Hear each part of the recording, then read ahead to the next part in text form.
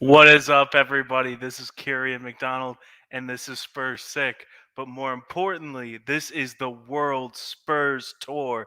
Yes, episode 2, hosted here on Spurs Sick by me, along with my very good friends here. The Yid Kid, the Spurs Kid, but no, it's Dan THFC. What's up, man? And thanks so much for having me on. It's gonna be another interesting episode to the Spurs World Tour, but I'm definitely looking forward to it. And, of course, it wouldn't be the World Spurs Tour without EuJin from Spursuasian TV. Hello. Hi guys, how you guys doing? Good evening to you guys there. All right, I guess it's about 11 p.m. on your side of the pond. We are about 11 a.m. on this side of the pond. This is why we call the World Spurs Tour. Yep. uh, uh, how are you feeling, guys? I'm feeling good.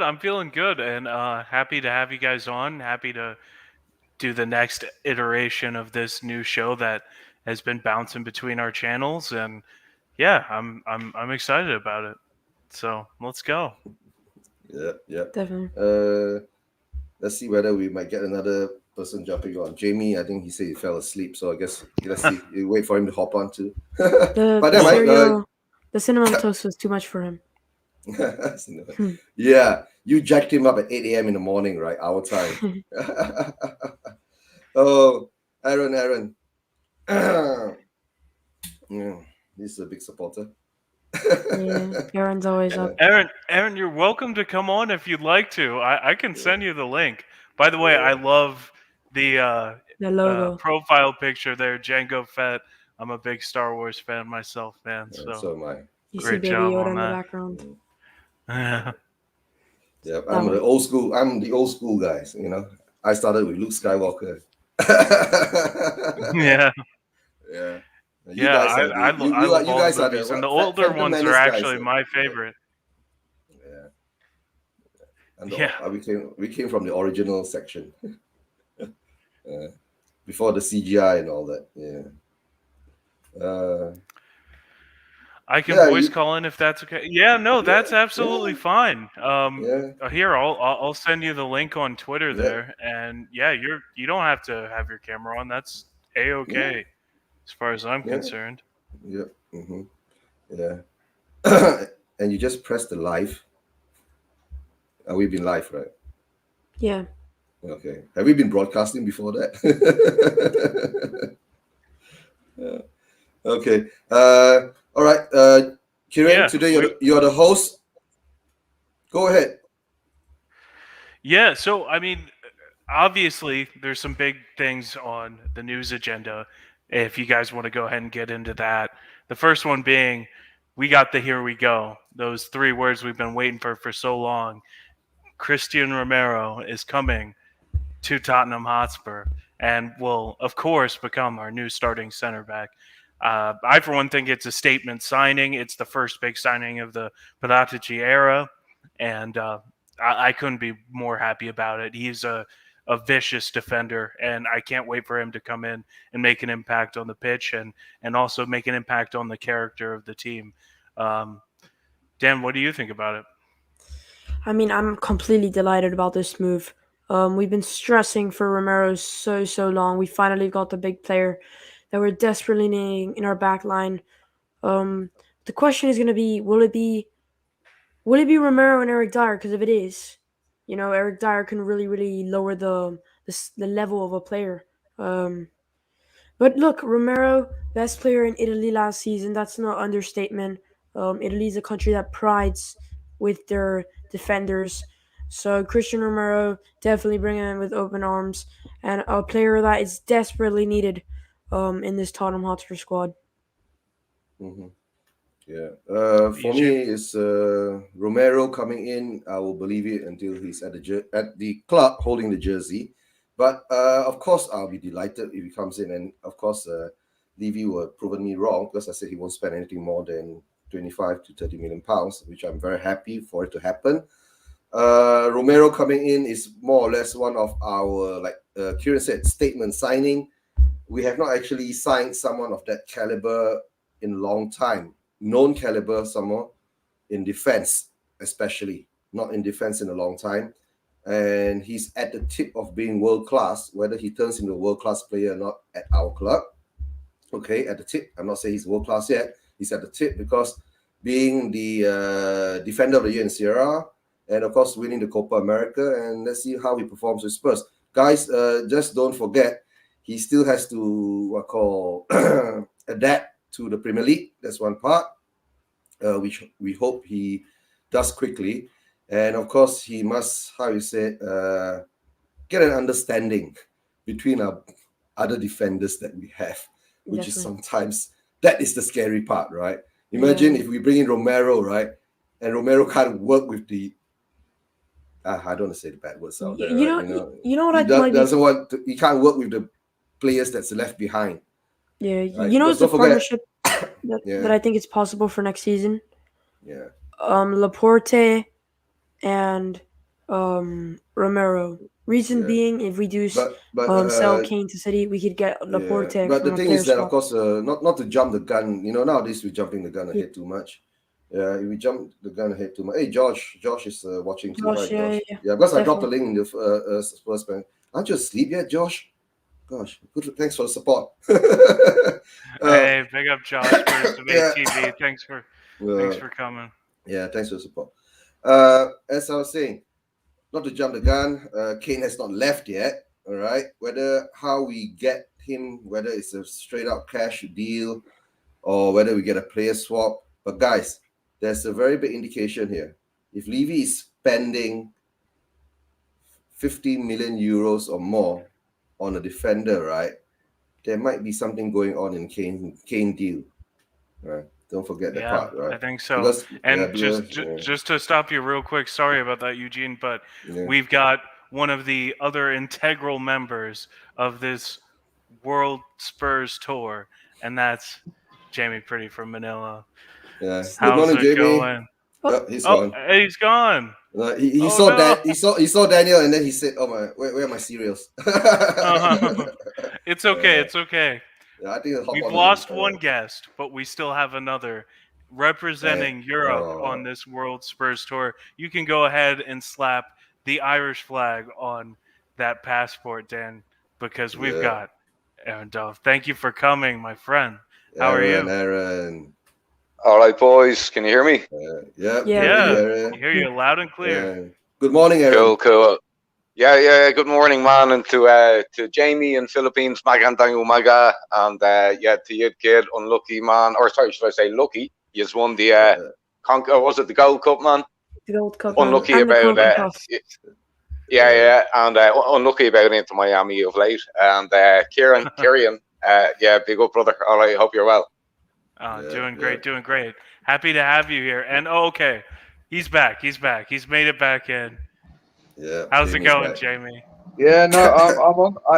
I'm on the phone because, as I said, as you can see in my moniker, sleepy.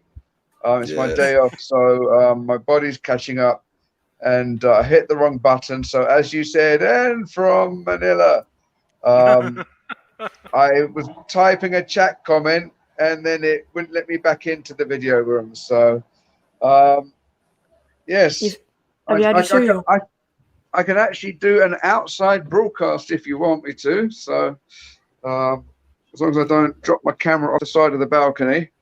But yes. Yeah. It would be a good excuse to get a new phone, Jamie. Dropping outside. Careful, Jamie, man. Hey, careful, Jamie. I believe you got loads of typhoons there at the moment, man. It's sunny there. It's big, it's bad, it's hot, and it puts me to sleep when it gets too hot. How's insurance? How's your insurance? Yeah. So I the past day or so, I mean, certainly most of last night and yesterday, I had a famous UK radio station on stream. If I'm allowed to mention it, Talk Sport. It was Kane.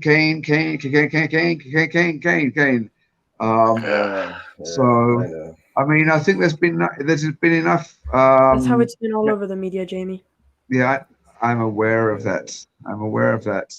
Remember, this is the internet age, so if it's not the computer, it's the phone. And on the phone, it's everything from updates from apps to updates from one another.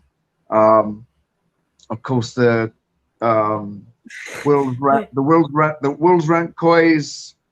Hey, 1 second. Let's Every just single. real quick before Kieran comes back in. Look how the StreamYard Ducks is stuck to the Tottenham cockerel. Yeah, the head. You see it, Jamie? Okay. The You can see StreamYard it? duck. Yeah, I can see that it's on the corner. It's on the corner of It's just here. Lockman's. Yeah. Oh, yeah, Jimmy. Oh, it's gone. Here comes my Kerian. Yeah, it's gone. Yeah, so you can't escape it, because it seems that yesterday various people, including myself, went through a whole range of emotions. I don't think I went. I hate it, but I definitely went, as I said on WhatsApp. I went from anger to sadness to reality. It's clear that we're either going to have begrudging Kane if we keep him, and we're going to have a little bit of a clashing of heads before the end of the summer transfer window. Ultimately, I think I may be just taking bits from everything that everybody else has said, and I think Kane, if he's with us at the start of the coming season, he will put a shift in. He's not gonna, like they said on the radio, he's not gonna let the ball pass him and just lose interest. I think. Well, I've just thought that if he is with us at the start of the season, he will be pushing for the transfer still for the window during the winter. So I would hedge my bets that it's not a case of if Kane goes, but when Kane goes. Yeah, Jamie. But actually, before we were talking about Kane, right? We were actually talking about Romero first. We were talking about. No, happy yeah, things. again. I mean, okay, right. No, we were talking because before you jumped on, we were talking about Romero. Right. So since I've obviously in my slumber missed some news, all I knew is that Atlanta had accepted the 55 million. And they've got their guy from Hellas Verona or something like that. And the last thing I heard last night in the small hours was that a certain journalist had said, "Here we go." So those 3 magic words, yeah. Yeah. Well, So and 3 they magic also words. were Atalanta were also able to agree to terms with Juventus for Mehdi Demiral, and I think that was the true replacement they wanted. I think the guy from Hellas Verona was more of a depth piece. Yeah, I think Lovato. Yeah. Well, yeah. I mean, so how do you feel overall about the Romero? Oh, let me transfer? continue. I was saying on the halfway there, right? About Romero is that our hopes are very high up again. The club has signed a marquee signing, right? Not world class yet, marquee. But at the moment, like I was saying earlier, right, we still need to see him perform at the stage. He still has to perform first to prove that he's worth the money that we spent. He needs to come in as quick as possible. Don't forget, he's still in Italy. By the time he comes in, by the time he gets through his quarantine, procedures, all the medical tests and all the blah, blah, blah stuff, I don't think we'll see him until at least end of August or maybe early September before he really starts to play for us, right? That's what I see. And don't forget, the understanding between the back line still needs to be built up. Because don't forget, we we lost still Toby. need to have a back line. I mean, we've sold Toby. Well, we do have I mean, with Romero coming in, right, we do have a back line, but the problem is that who is going to... Japheth has gone to Galatasaray on loan. Yeah, Japheth is going to... So I guess it's going to be more or less of a Romero and Rodon kind of thing with Sanchez. But Sanchez looks like he's going to Sevilla.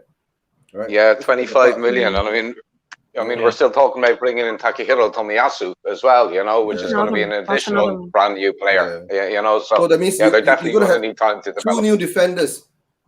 Two new defenders in the back line. Yeah. You need time to get the understanding down properly and adapt to the way the Premier League is played. You see, don't forget Romero there's still the possibility of Tomiyasu. No, Takahiro comes from Sierra too. Don't forget, they still need to adapt. That's what I'm saying. It's a brand new back line, you know. Takahiro Tomiyasu, you know, Romero, Rodon's just pretty much going to be chucked in. And don't forget Moon Boots. Yeah. Oh, don't worry, he won't be playing, man. He won't be playing. No way. I am afraid that Eric Dyer might be starting that game against City, though. Unfortunately, because of the timing at which we're bringing these players in, I wouldn't be surprised if we saw either a back two of Rodon and Dyer or a back three of Rodon, Dyer, and Davis if he's still here. But Romano said earlier today as well that Ben Davis might be one of the next players out the door, so maybe not. Yeah, look, I actually don't mind the idea of Davis. Yeah, you know, playing at the centre left of a back three. I actually think Davis can do a good job there, like he did for Wales in the Euros. You know, and he's got a bit of experience. I'd rather him than an entirely new back line. If we're going to be starting off the season, you don't want to be throwing all the new lads in at the deep end. So I'd prefer Davies to see him playing the left back in a back three. And that's just my opinion. I know it's not popular. I mean, I actually agree with you. I think that's the only place at which he has any use for this squad because he's simply not capable of playing a left back and a back four. In the Premier League anymore, he's just too slow, and he gets spun by any player with pace. I think there is the possibility, though, he could be used as a left back and a back four in the Conference League if they want to keep him on for that. But we have Sessegnon, we have Dennis Sirkin coming up through the ranks. So it would be odd to see us retain Davies for such a simple role, be it just a specific role. I mean, being the left-sided center back in the back three, when it looks like Nuno wants to play primarily with a 4-3-3. If we're supposed to go off what we've seen in preseason so far, I think we'll find out formations more in the coming days. You know, Chelsea and Arsenal in the friendlies. I think and a few more experienced players back in. I think we'll probably get a proper idea of what formations he's likely to go with.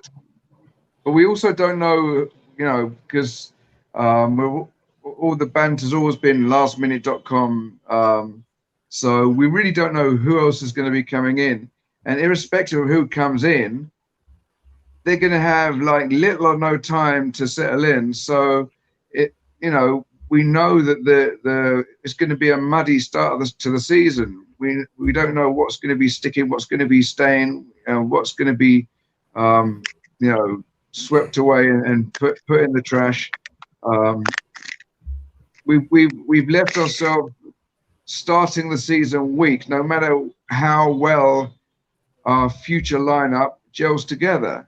Exactly. So Man City, the Mind series, could be just going back to what they used to joke about when they come to our stadium, white heart pain, because we've left ourselves so little time to become a cohesive team. Yeah, but the thing is, the Man City match, M City match, I think in the end of the day, we'll be more or less in the same boat, because M City has more or less 3/4 of their team off playing in all the international matches and all that. And of course, in the international matches and all of them coming back late, right? So I don't think they will all be at the top of their form. Don't forget last season, when M City came in, the first third of the season, they weren't performing very well. They weren't gelling very well because, all the players just came back. They haven't reached their, top understanding yet. They haven't reached their top form yet. And then part of that also, if MCT is still signing players, right? Like whether Grealish is coming in on time to be part of the team to play in the first match, I don't see that. And of course, what's happening with our I call Harry Kane moving over. Also, I don't think he will end up playing the first game. So I guess the game for me, to tell the truth, I don't see us losing, but I don't see us winning. Yeah, I don't see us winning either. That's all. Right? I don't see us losing. I don't see us winning. Yeah, maybe Dyer will be drawing with crayons. But hard to say. For all you know, it's just so painful to know I'm going to have to watch it. There's so many rumors out there, right? We've lost tomorrow. Jafford on a loan. No, we haven't lost him yet. No, I mean he's gone out on a loan. He's not going to be here this season, right? Is it confirmed the Galatasaray loan? I don't think it's confirmed. This may be controversial, but I think we're giving Dyer a hard time. He's like no. I think he's like Serge Aurier. He's like Sanchez. They're players that we know have got the ability. They just lack any degree of consistency. Jamie, I'm gonna tell you the situation. I'm sorry, Jamie. We disagree. Jamie, look, I'm gonna tell you the situation. Our back line. All I'm saying is we've got to be positive with what we have because we're very good at running down players. Yes, Jamie. I know that Danny, you can say yes, but Dyer can't run down players. He can't even catch up with them. No, so I'm actually not gonna say that. I honestly, to a certain extent, I agree with you. The problem with these players, though, is that they're confidence players. If Eric Dyer is on a good run of form and his confidence is high, his performances will stay high. But as soon as he makes his mistakes, when the team needs him the most, that's when he's failing. And that's why I think he's one of the biggest parts of the deadwood in this club. And one of the things that is holding us back from being that top club. Let me teach you some English rather than some American English. Basically, he's a liability. Yes. I think it's. Okay. I've been so. Like most of us. I've been supporting Spurs long enough. I don't want to say legacy because that sounds all stuck up and whatnot. But I've been supporting Spurs since I was old enough to remember, and technically since I was born, because I was born into a Spurs family. So basically the thick end of 50 years. And I know that we've got to take, we've had good teams, we've had bad teams, but we've got to take this team with a big pinch of salt because so you can tell I'm not awake yet. We've got to see how we can cope with what we have at the start. It's almost going to be like we've got to weather the storm before the investments or the players that we've gotten, the youth players that we have, the signings that we prayerfully will do in the remaining part of the transfer window come to be. So if we have to have Dyer in a few fixtures, just pray that he and any of the other deadwood actually put a shift in to keep us above our heads above water until we can actually start swimming. Yeah. Okay. We've lost Aaron. Yeah, I think he'll hop on. I think some internet connection problem. Yep. Yeah, he's back. And thanks, Cody. Piss off, Cody. It's Cody here. Piss off, Cody. He was eating squirrel pie earlier or something, man. Something crazy have you noticed that for the majority of time, apart from getting a little bit tearful, as he did recently on a broadcast, Cody is more polite when he's on the camera than when he's off the camera. When he's off the camera, he's a potty mouth. Same thing with Boxer. Yeah. Cody is very. I mean, Cody when he's on camera, he's very Cool. articulate and very Yeah, the persona. he selects his times to curse, but when he makes comments on the blogs, it's like that is you don't see his face when he does that, right? Yeah. Yeah. Well, we know what he looks like. He's given us a. He hides behind that beard, man. I don't know if we do know what he looks like. His beard, yeah. His beard is really. I think he's. I don't know if anyone watches Good Mythical Morning, but there's one character, Rhett, and he's got this massive blonde bushy beard because he's covering the fact that he's a chinless wonder. So Cody. Are you hiding something, or are you hiding nothing? With that, he's the bald Gandalf, man. He's a bald Gandalf. Okay, guys. You shall not pass. To get back to the football side of things, right? What Jamie says is correct. More or less that whatever we have now, because don't forget we have a new manager. All right, it's up to now Nuno to bring the best out of what was considered, whether they're deadwood or they weren't giving them their all during the Mourinho era. So we can't judge them at the moment. Like Aaron was saying, most probably the preseason toughest test will come between Chelsea and Arsenal. And then, of course, the next match after that, straight away we get M-City. That will be the cruncher. And that will see where we really stand, right, as a team. Don't forget, last season we started off losing 1-0 to Everton. Then we went on this run. And by end of the year, last season, we were top of the league. But somehow or another, all of a sudden, the wheels fell off the barrel. And the wheels fell off the barrel? I think you're mixing your metaphors. Yeah, I'm mixing it up, yeah. And don't forget, I just ding dong, ding dong, ding dong, ding dong. Right? Ding dong. I think both EuJin and Jamie need their morning don't coffee. Forget, you guys are a little on the fritz right now. Don't forget, I just woke up too. Jamie needs his lucky charms. Jamie needs his I was sort of sleeping till about 3, then I woke up from about 4 to 5, then I fell asleep. Hold on. Cody, you want to hop on? Sleep. Yeah, send them the link. Cody wants to hop on. Kerian, send him the link. Please, and but also, it's a bit belated, but nice to finally hear you, Aaron.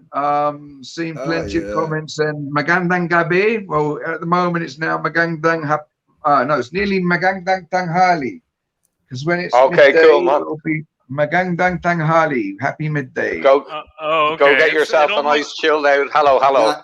It guys, sounded like you said I think something you triggered else. Cody. Never mind. You guys triggered Cody about his beard. That's why it's coming on. Kerian, Magandang Gabi is good evening. Magandang Umaga is good morning. Magandang Tanghali is good lunchtime, and Magandang Hapon is good afternoon. I'm not going to tell you the Tagalog I know, because apart from Magandang Umaga and Magandang Gabi, the rest of the Tagalog I know is a bit naughty. So I better, not say it. Yeah, well, I'm a church boy, and I've been here nearly 7 years, so I've got a filter sometimes. All right, good man. And how's the weather in Ireland, Aaron? Are you based in Ireland? Yeah, I'm in Ireland. I'm in Dublin. It's nice, man. 15 degrees. We had a month of heat, and we were all complaining and miserable. And we're back to normal weather now. Rain and 15 degrees. So we're all happy. Well, that sounds like the Ireland and UK that I know and sort of miss, because in the Philippines it's either stinking hot and dry or stinking hot and monsoon. So I thought I was escaping the rain here. It just comes less frequently, but in heavy doses. So the typhoons in Asia are crazy. Don't worry, I've lived there for a few years, and they're insane. Yeah, and also the earthquakes. The earthquakes as well. Yeah. They're fun though. They're fun. Fun. well, like, I mean, for us, because we don't have earthquakes in Ireland, So Cody Mack is in the building. Okay, here he comes. Here comes Gandalf. All right, Cody Mack, what's up, my friend? I'm Will Yeah. Stewart. I'm American. I'm always right. You're always wrong. Okay. Go, Well, we can't Cody. see your There's no face, so we're not fight sure if that we're I am talking willing to to back Will or down BJ. from. BJ. Cody, please Great don't be impression, coming on Cody. my don't come onto my channel and get me in trouble. Come on, man. Like We need a right He sounds winger. more like Brian BJ Hill BJ is at the moment. shit. go. I'm clipping this, by the way. I'm clipping this. Yeah. How you doing, Cody? Oh my Haven't seen you in a long god. time. I'm good. I'm good. Yeah. I'm good. The kids asleep? Congratulations, Cody, on the women's Olympics team. Yeah. Yeah. When is the final? Thursday. Oh, it's in the 7th. Okay. What The men's final? what do they do? Oh, the women, the Canadian women beat the American women to make the Oh, gold, wow. medal, which is a pretty big deal. You know, Megan Rapinoe. Yeah. Yeah. Gotta be I'm not a afraid big of fan of Megan her. Rapinoe because she has strong opinions. You know what I mean? So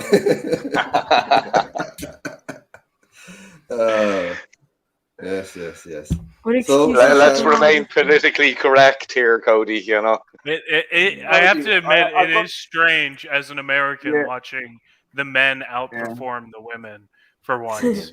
The men just won the Gold CONCACAF Cup. double. Yeah, they won the Nations League and now With the our B Gold team. Cup. Yeah, Also to mention, rub it in beating those Mexico Mexican in both faces. finals, and now Will watching the rated it a women's C team, not a go B out team.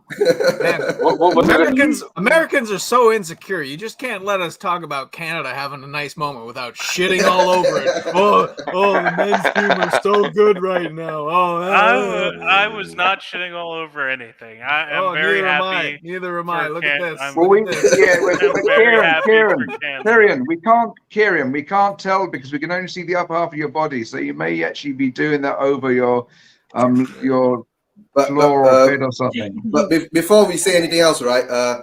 Welcome, Cody, to the World Spurs Tour, right? And your debut on our collaboration. Thanks for joining us. Is this the first time he's been on a Spursuasian anything? No. He's not on Spursuasian anything. This is Kerian's channel. This is Spurs Sick. Yeah, no, but it's the first time he's been on Yeah. a broadcast. For the part of our collaboration thing. Yeah. Yeah, No, he's come to our part. He's come to our part of the Will's Run kingdom. Yes, yeah. So- I know because every time when I do the Spursuasian stream, right, Cody's busy. At Yeah. what time? And one- now he's one- back. Now he's back at work. He has to pick and choose his Well, broadcast. Sunday 8 a.m. your time, right, Cody? That will be more or less. Yeah, you know, it's just not a great time. There's very few times that are actually great for me to stream, despite the amount of YouTube airtime that I somehow end up fitting into a day. But there's nothing. I would love to just spend all of my days on YouTube talking about Tottenham Hotspur with people like you guys. But no, it's good. It's good. I mean, it's disappointing that we couldn't just savor one of the best signings that we've had in years on paper without the poison chalice that is the Harry Kane situation at the moment. We just can't have nice things, can we? We can't. We can't get rid of Eric Lamela without bringing. Didn't someone? you know what I mean? Wasn't it said that that basically the Romero signing was something nice covering up something nasty? So basically, the timing was to try and distract from the fact that Kane was spitting out his dummy. Well, it's not working, that's for sure. Honestly, I think there's so many moving parts to that situation. I don't think even Daniel Levy would be capable of orchestrating it to be so perfectly timed. I really think that Atalanta just dragged everything out as far as they could in terms of being able to find a replacement. It was just a little bit of a messy situation, but I wish it was because he's a great player.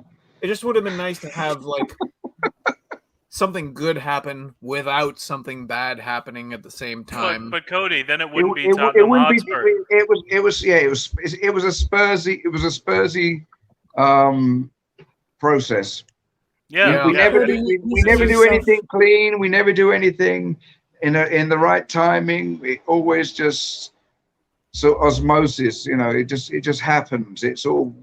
I don't even think that's the right word. See, Cody, We kind of it's just like bumble our way through things, In the end of like the how day, you just blame it all on Levy. That's all. yeah. I'm trying to mumble my way through this broadcast.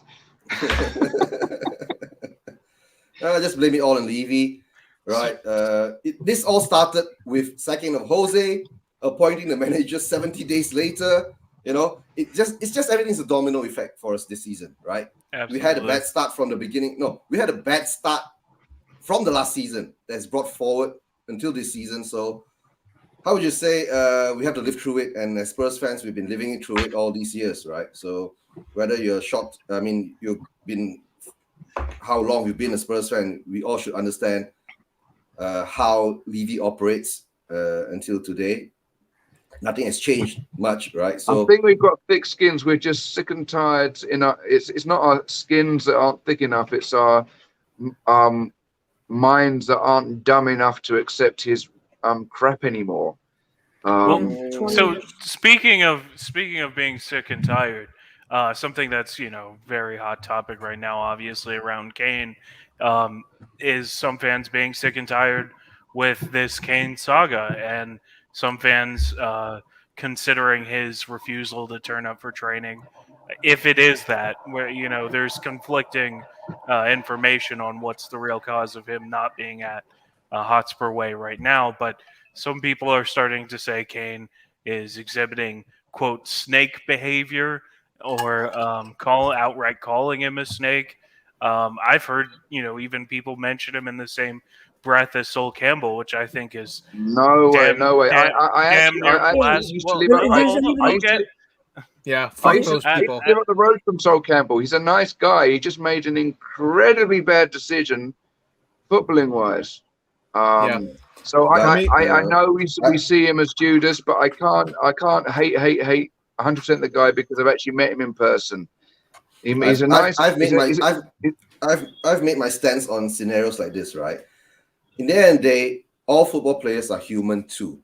Okay, if we go out and hate all of the people out there, right? Why is it just football? If we hate something like that just because of football, why don't we focus back on reality? There's so much hate in the world. We don't have to bring it into football. We should not bring it into football.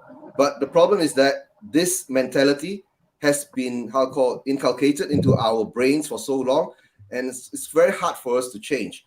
So once somebody jumps onto that bandwagon, it builds more and more people will jump onto that bandwagon. For me, if Kane wants to leave, fine, let him go. But we must get the right price, right? But if he starts throwing I'm certainly not hating on Kane. Would you guys take 100 mil? Not the just the fact Timber, that not the Silva? Well, first let's just go around here real quick. Yeah. Let's start with Aaron. He hasn't had much chance to speak. How do you feel about Kane not being at Hotspur Way, not being at training? How does that make you feel as a Spurs fan and a fan of Harry Kane? All right. Well, I guess after 40 years being a Tottenham fan and going through the highs and the lows and that, in the last 5 years, I'll be honest with you, I've kind of learned to be numb. I've learned to just accept that things go wrong at Tottenham, and I don't get flustered by it anymore. I expect Harry to be there next season. I expect him to be the consummate professional that he's always been.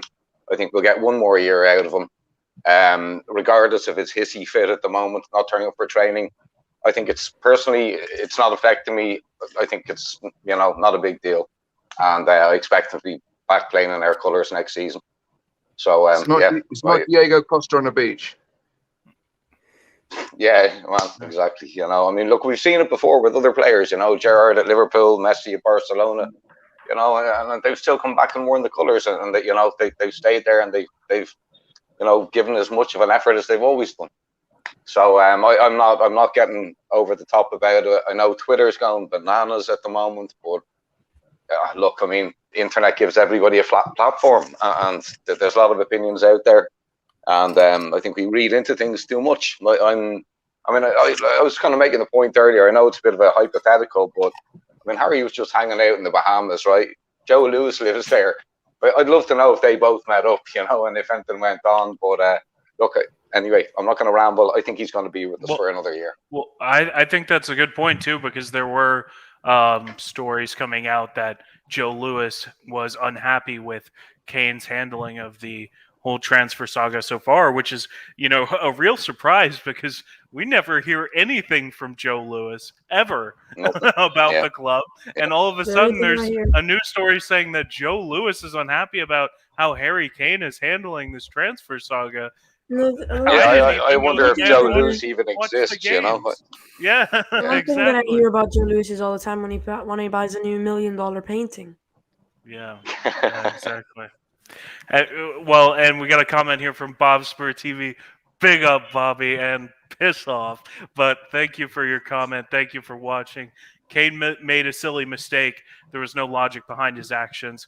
Yes, he's a plunker, but the reason he's there mentally, all down to Levy and Enoch, that's where our anger should be placed. And I They're completely the agree. snakes. It's really important. important. And a message for you, Aaron, from Bob Spur TV as well. Yeah. I don't let me actually- guess. Yeah. I don't think that Kane is a plonker.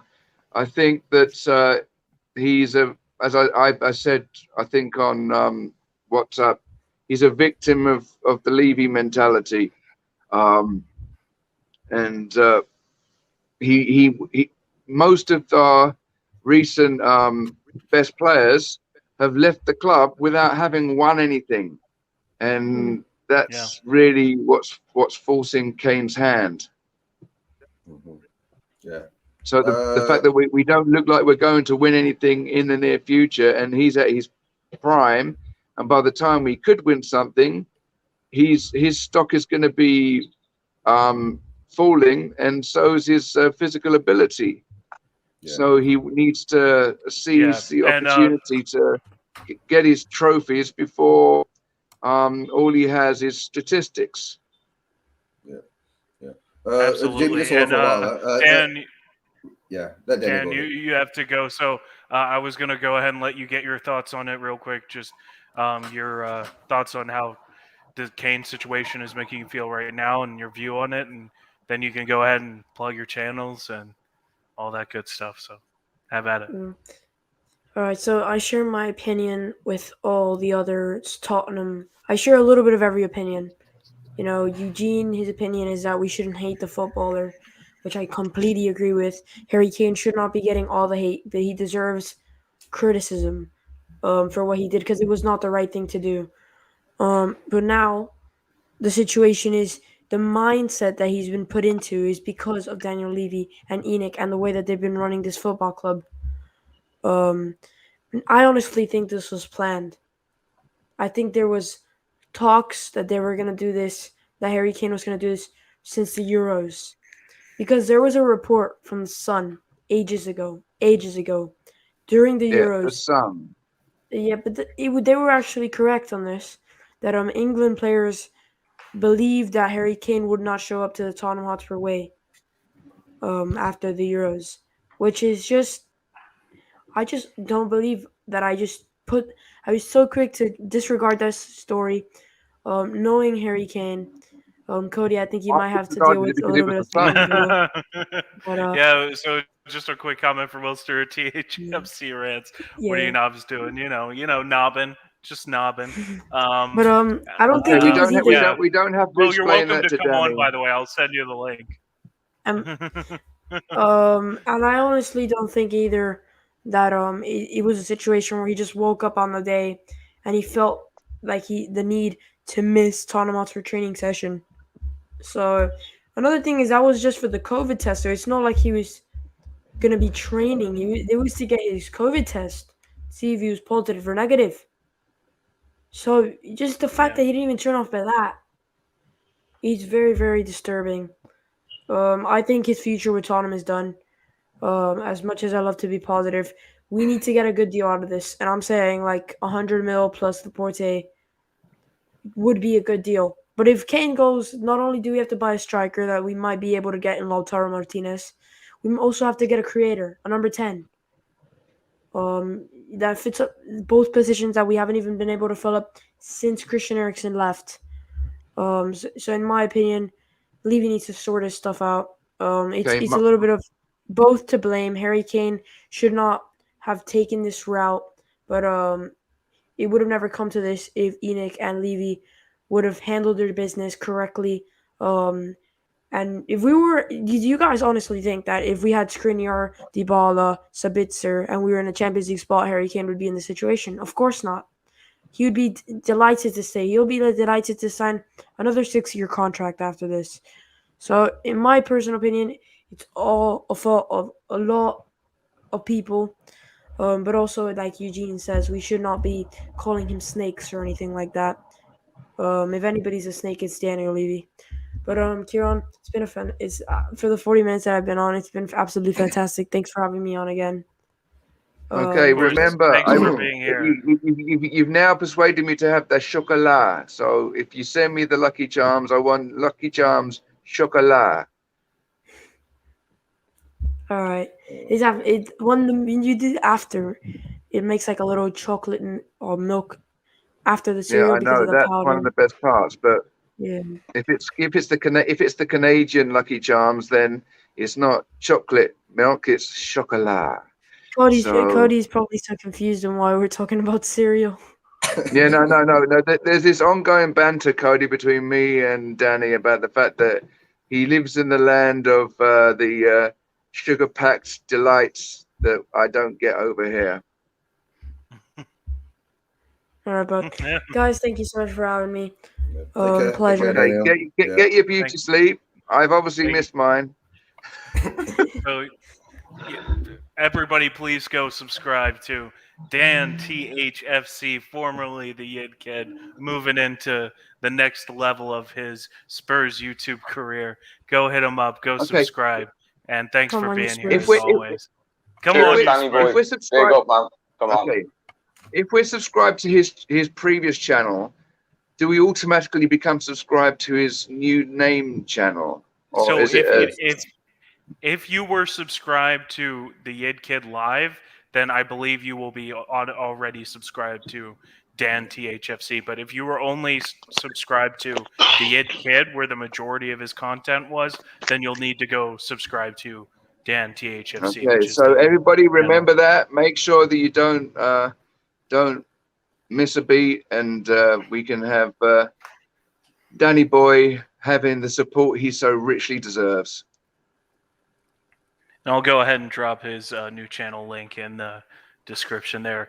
But Cody, how are you feeling about the whole Kane saga? Just, I know you spoke a little bit on it, but how do you feel towards Kane personally and the decisions that he's made? How does it sit with you as a Spurs fan?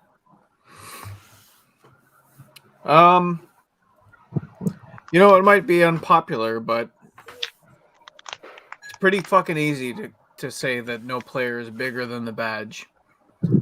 We're talking about a man who has given us more moments to cherish and remember than just about any other player that I can think of off the top of my head in the last 20 or 30 years. This coincides with a movement amongst Tottenham fans that want change at this club, whether it is change in full, as in the owners sell, or change in part, in that the same owners remain and they change the behavior that they've exhibited over the last 2 fucking decades. Me personally, it's very difficult because you're talking about a civil war that's going on between a club that I have deep love for and a player who no one eclipses in terms of the impact that they've had on me as a fan. Harry Kane is my king, so it's really difficult for me to watch him go toe-to-toe with the club that I love. Hence why you get so emotional. Hence why I get so emotional. But if you've been sitting and being honest with yourself over the last months and been critical of Enoch and been saying Enoch out and Levy out, how fucking dare you speak out against Harry Kane for standing up to the forces that we have criticized over and over in this period of time? How fucking dare you attempt to flush his legacy down the drain over 1 or 2 or even a week worth of training because he's taken the Bob same Spur TV's fucking comment. stance. He's taken the same stance that you would have against this ownership group. How dare you? I just find it, and I'm not saying what Kane has done is right, but let's exercise an ounce of patience, an ounce Of of respect. patience before we. To me, Harry Kane has earned the right to choose this option. There will come a point in this process, if it continues on as it has started, or if it escalates beyond what has already been done, where I too will say Harry Kane is no longer a legend in the eyes of a Tottenham fan. But for considering the precedent that has been set by previous players who have taken this same warpath with Daniel Levy, who have sat and waited for months and years to accomplish what they've sought out to do and had to take extreme measures to do so, for people to be jumping off the ledge with Harry Kane, who has given his heart and soul to this club unquestioningly for the better part of a decade and going back as far as he was 11 years old, I find absolutely abhorrent. And if anyone has earned the benefit of the doubt in this football club, it's fucking Harry Kane. So that's my position. And Cody, I couldn't agree with you more. And I'll go into my take on it. But first, real quick, Bob Spur TV, Kane's legacy has in no way been ruined in my eyes. He's one of the best players I've seen pull on the great white shirt. Unfortunately, in some eyes, he has definitely tainted it. Big shame. And I agree. I think that again, I think if 1 or 2 days of mistraining is enough for you to throw away everything that Harry Kane has done for this club, then I think you're losing it. And beyond that, if you were one of the people who welcomed Gareth Bale back to the club last year on loan with open arms, cheering, talking about how he is a Tottenham legend, well, and I'm sorry, but this is my channel, so I can say this, you're a fucking hypocrite, because that is ridiculous. I mean, Gareth Bale did the same thing that Harry Kane is doing, and even more so pushed for his big move. Gareth Bale had earned it. He was the best player in the world at his age for a single season at our great club. We should be proud of that, and we were proud of earned that. it even more so. Kane's earned Exactly. it even more so. And that's the thing, is Harry Kane has done even more over consistent seasons, over many years with Tottenham Hotspur, and he has been the player that has heralded our return to competing at the top of the Premier League and competing with the best clubs in Europe. And yeah, if you can overlook all of that over him wanting a move to go win trophies when he's at an organization that all of us well know winning trophies is not the priority, then I don't know what's wrong with you. You're blind. I know there's been a lot can't fault him. There's been a lot of knee-jerk response. Some of us who, when we calm down, know the fact that Kane has earned the right to want to ask for, make a move. I think, for me personally, it was, as I say, it went to sadness because I don't want to lose him. But, you know, I know that I want the best for Kane as I want the best for the club. But some people, and I think it was said on one of the broadcasts recently, it's all these 17-year-old or these sort of thuggish teenagers and young'uns that are just, they're sounding off, but they're not thinking about the bigger picture. Kane is not just missing a couple of days of training. Kane is, as Cody so eloquently expressed, he has been and will always be remembered as, if he leaves us, a legend and a servant of Tottenham Hotspur. It will be bitter if he goes to a team that's going to affect our form, but ultimately, Levy made our bed, and we're going to have to lie in it, whatever may come. Yeah. And a comment here from Will Sturt. I don't mind him leaving. I just think he is being childish. And I mean, possibly Will, but we're not exactly sure, again, why he's not there. And I'm just saying that, it could be that he has made this decision himself. It could be that Charlie Kane is in his ear telling him to make this decision. It could be that there has already been a meeting, maybe via Zoom or Skype or whatever, with Levy and the board, and it didn't go well, and this is his reaction, his counter protest.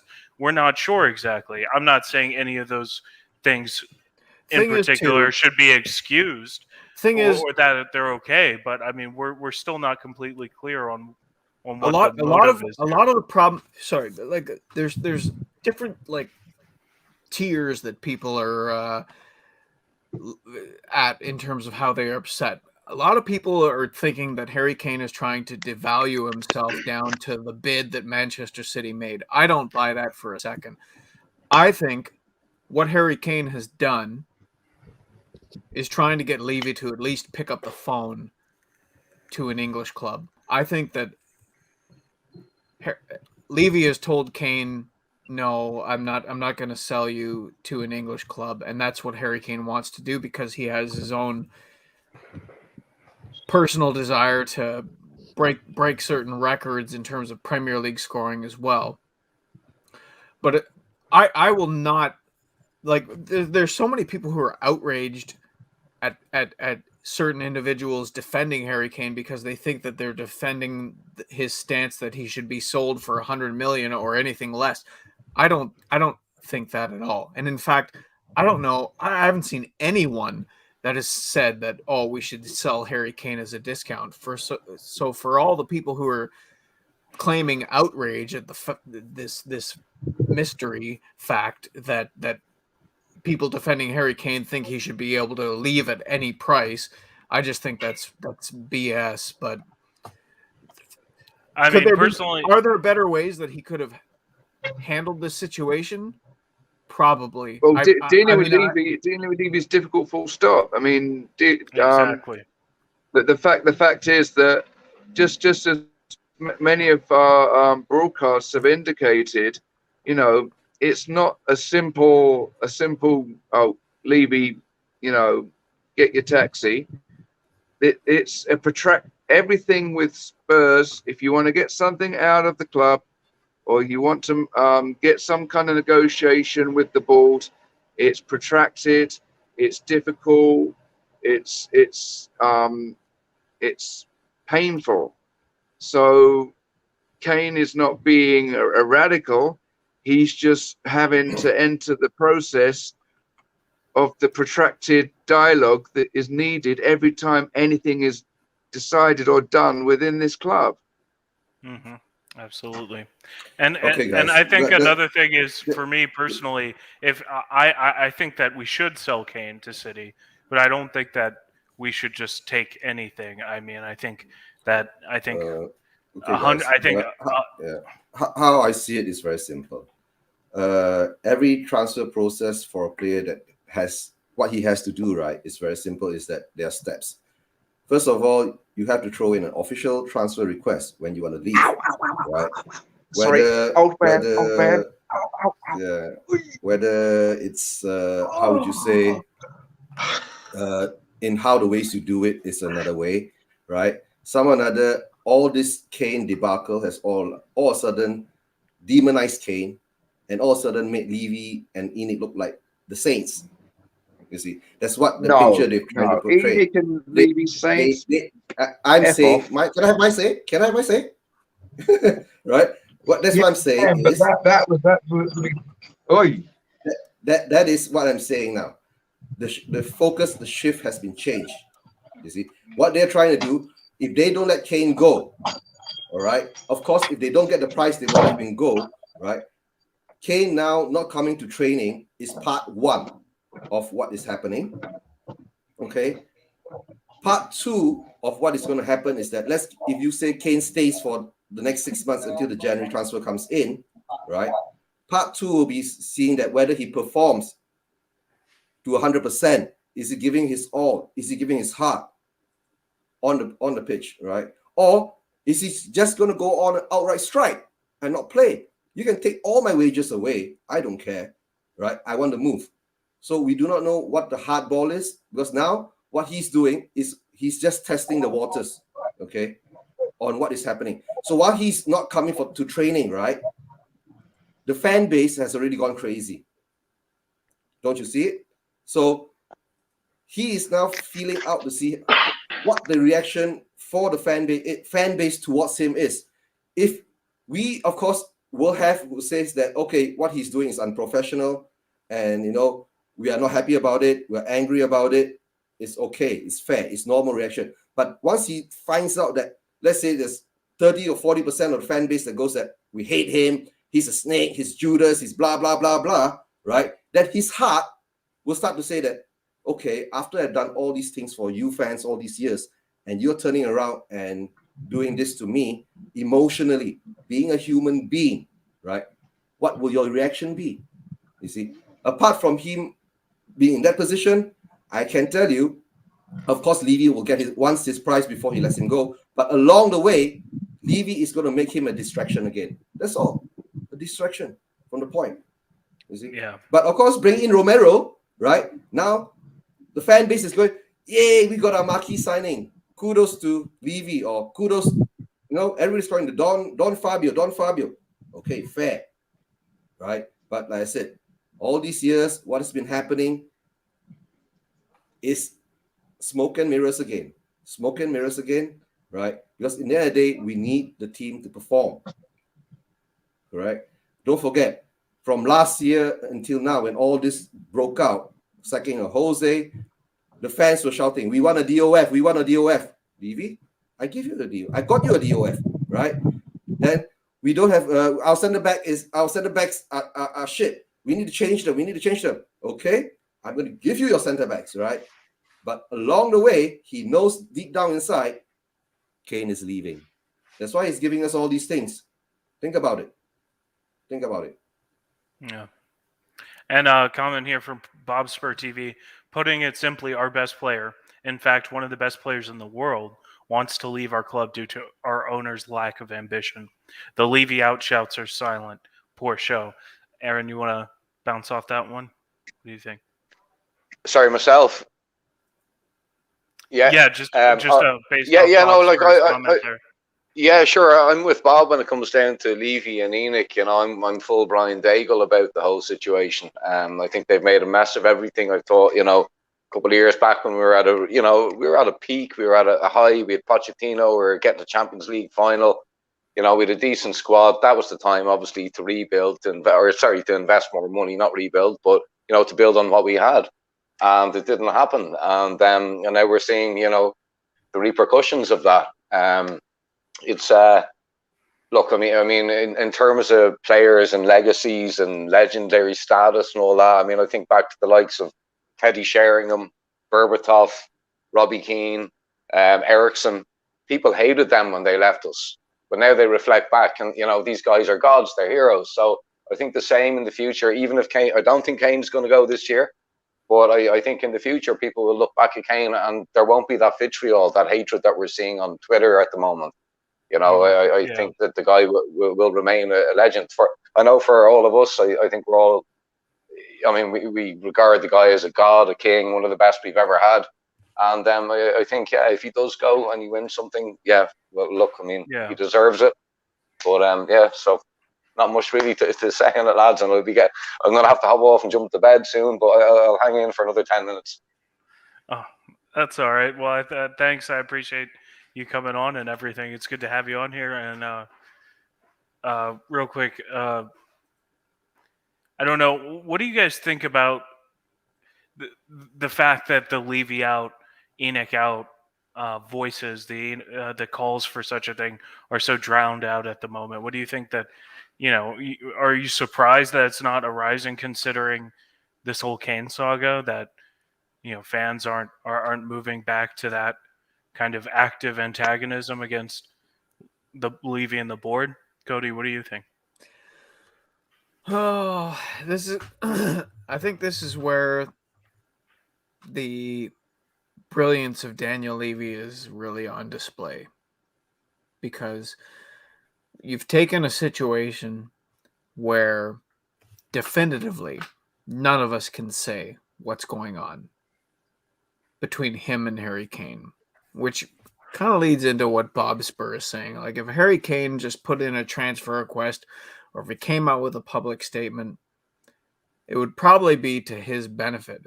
But at this point, the narrative is put in the hands of the average fan, and the average fan is going to protect the badge.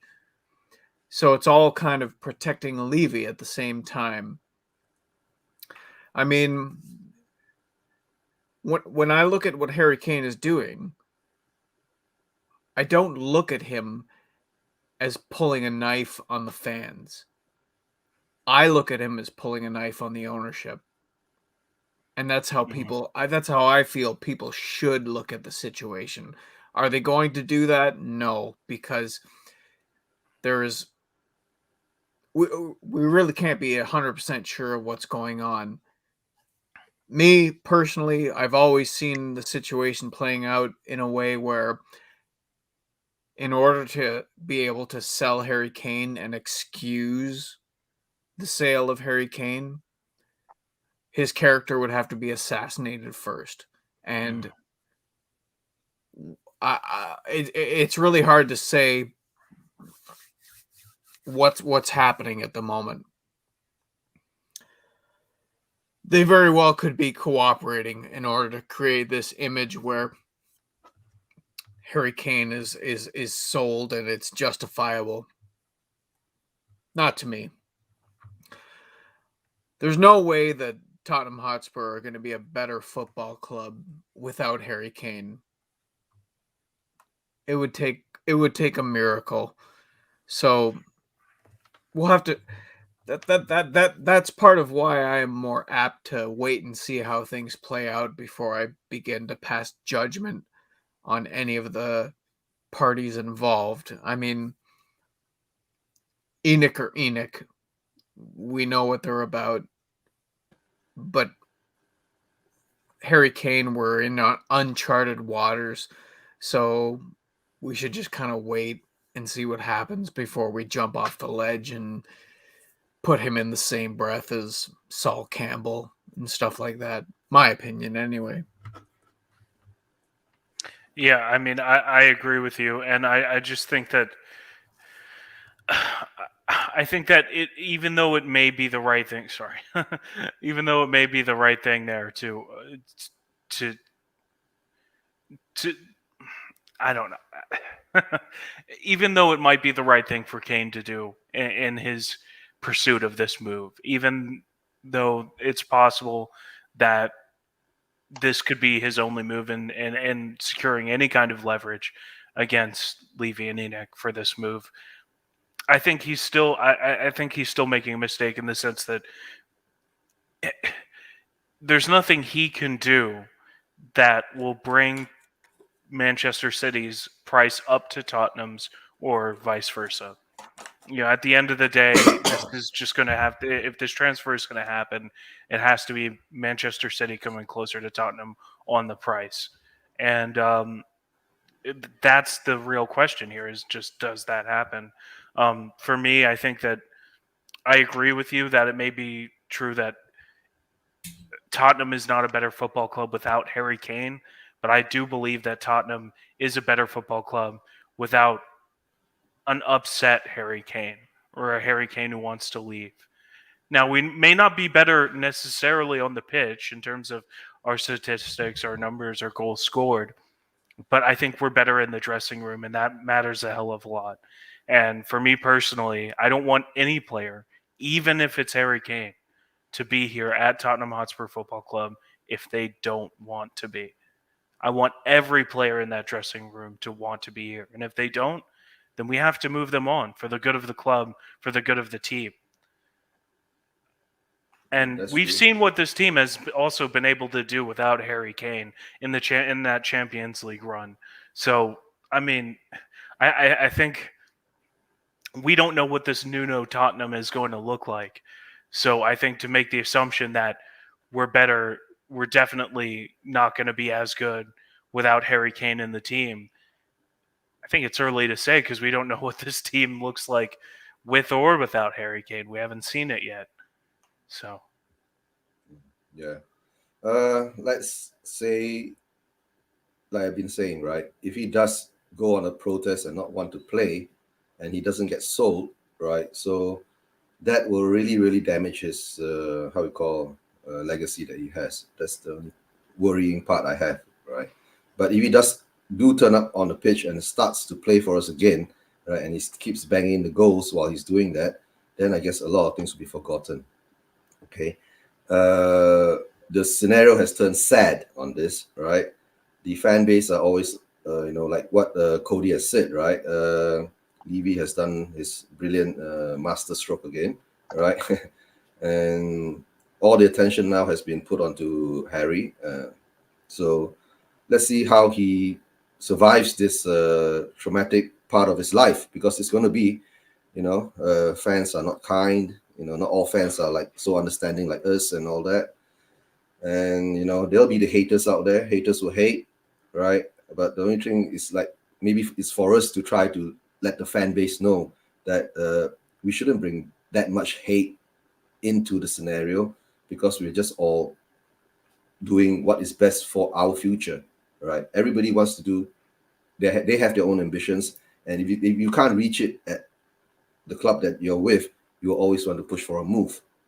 Okay. So, but how the move goes on, we are not privy to that knowledge. That's all, right? What's been going on behind the scenes, we do not know. In the end of the day, like all of us have been saying here, we just have to just wait it out and see what happens along the way.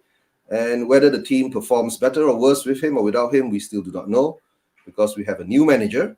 Okay, we've got a lot of new players coming in, and a lot of players, hopefully, a lot of players that we do not want in the club to leave. And let's see whether that works out in the end of the day. But we have to take it as a fact that maybe this season to maybe a season and a half, we are actually in a rebuilding stage. That's all, right? That's why do you think Harry Kane is not staying? Because he's been in this rebuilding stage for, I think, 2 managers now. So I think he's just lost his patience, most probably. All right. And, yeah, I think that's a really good point. Yeah. That's That, the thing. And I think that's something people keep forgetting, is that we went from the top of the mountain to rebuilding and rebuilding again, and now we're still rebuilding. That's frustrating for a player of his quality. And a comment here from Wilster. I think if you're going to pull a knife on Levy, have the balls to call him out. The confusion Kane created is hurting the team, the fans, and giving the press food to do what the press does. And I mean, I think that's true. But I don't think calling Levy out if you're Harry Kane really helps your situation. I think you're right about not showing up to the effect of the confusion caused by him not showing up to training, but I can't go so far as to say that calling Levy out directly in the press is really going to help him here. And yeah, okay. And he's basically reiterating his point. Once again, Will, if you want to come on, man, I sent you the link on Twitter, so you're more than welcome to come join the debate if you're trying to make your points there. But yeah, I mean, I just think that I think Levy is Levy, Enoch is Enoch. They're going to do what they do. I think we shouldn't lay off the Enoch out and Levy out, and I, blame myself as one of those who probably should be more consistent with voicing that, because that is my opinion. I share that opinion with the other people here as well. And obviously, I think we get a little caught up, especially in the transfer window with all the goings on. I'm one of those guys who really loves the transfer window. I love the analyzing players, the to and fro. I love all of it. So it's a fun time of year for me. So I can get easily swept up in that, and it's easy to forget what the things we're really driving for our club are. What the important things that we're fighting for as a fan base are, just with the ebb and flow of the football season. Aaron, I know you said you had to go in a little bit. Did you have any last thoughts on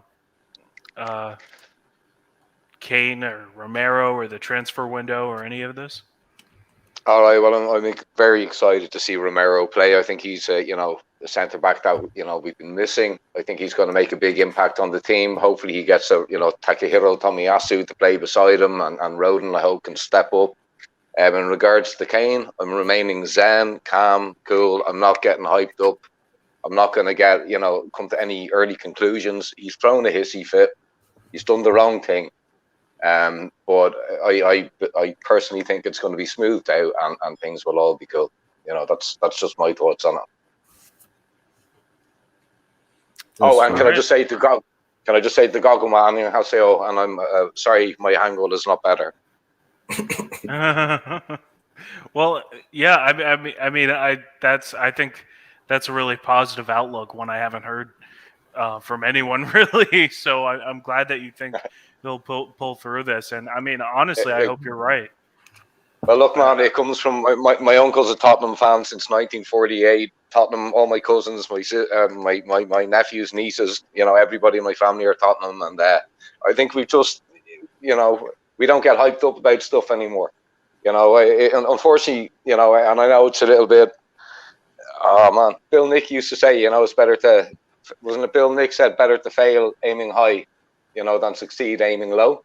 But I've got to the point now in life with Tottenham where I'm happy if we just beat Liverpool. I'm happy if we beat Arsenal. I'm not a trophy hunter, and I know that goes against a lot of what the fans want. Everyone wants to win the league. They want to win everything, but I don't know. For me, I've got so used to being defeated. I'm a defeatist now, sadly. But look, man, it's a new season.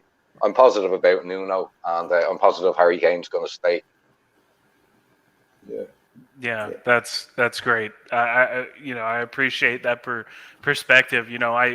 I also am positive about Nuno, and Nuno we trust. I think that there is a lot of potential here for us to push on, with or without Harry Kane, and have a good season. And I'm also with you there. I mean, I want trophies. I want a trophy, just a single trophy, really, really bad. But at the same time, if we were to beat Chelsea at the Bridge, that's a cup final for me. It's just been so long since that's happened. I mean, or the same with Liverpool at Anfield.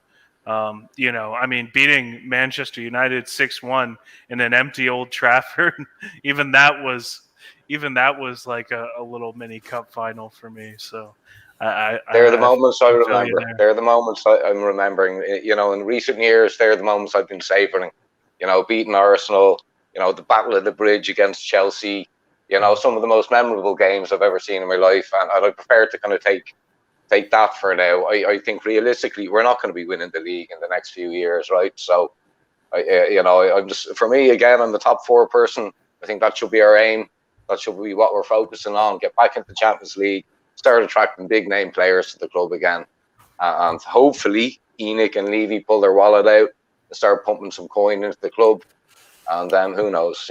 Just that's all I can say, lads. It's been a pleasure being on. I better Thank rock you off so to much bed for now. coming. Yeah. No Thank problem, you, man. Aaron. Thank you for Great having me. having you on. Thanks for having me, Yeah, lads. of course. And you're welcome back anytime on my channel, man. So just let me know. Aaron All Duff, right, cheers. everybody, ladies and gentlemen. Boys, Kerian, you're going to have to kick me off because I don't know how to log off this, right? So you're going to have to boot me out, okay, man? It's okay. It's okay. I got you. We got Nice one, brother. All right. Take it easy, lads. Thanks again. Okay. Talk soon.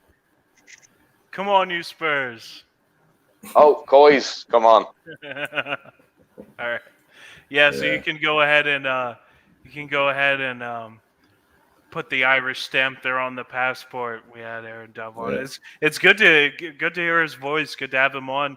I've been mixing it up with him in the comments for a while now, in the comments of the various Spurs Tube channels and as well on Twitter. So good to have him here.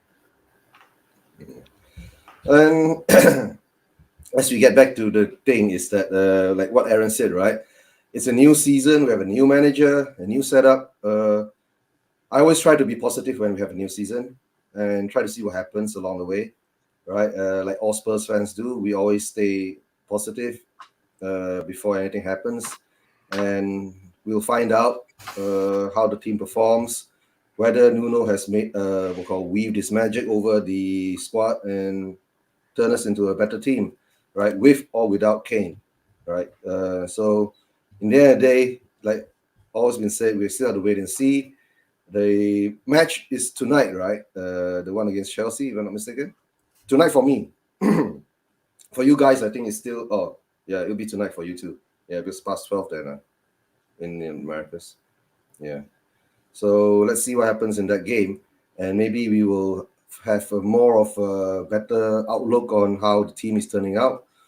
Will Nuno play his best 11 in the start, or will he still go back to the same thing that we've been doing in the past friendlies, right? Still playing with the youngsters and all that. But my question is, do we have a full 11 for the senior team for tonight's game? That's my question, right? Which I don't think we have them all back yet for all the holidays and all that. So I guess there will be a mixture of youngsters in the friendly match tonight. Yeah, I think that's for sure. We will see some young players there. Is there anybody in particular you guys are looking forward to seeing? Cody, is there any young player that you're wanting to see some more time of, or maybe one of those players who are just like on the fringe of the team, looking to break into that starting 11 or at least that match day squad? It might seem like a cop out at this point, but I'm excited to see Oliver Skip. When a player goes out on loan and accomplishes what Oliver Skip did, and I know that we have to kind of take some of the accolades with a grain of salt in terms of the number of man of the match performances he was given. A lot of that was just carpet bombing Spurs fans going in and saying, "Oh, Ollie Skip." But my brother is a Norwich fan, and he had a first-hand view of what was going on.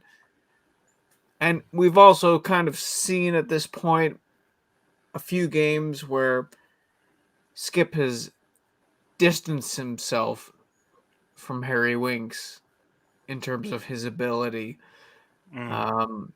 So for me, I'm excited to see what Oliver Skip is capable of doing, because let's face it, if we sell Harry Kane, the next best English homegrown player that we have that qualifies for both the Premier League and European competition is probably Oliver Skip.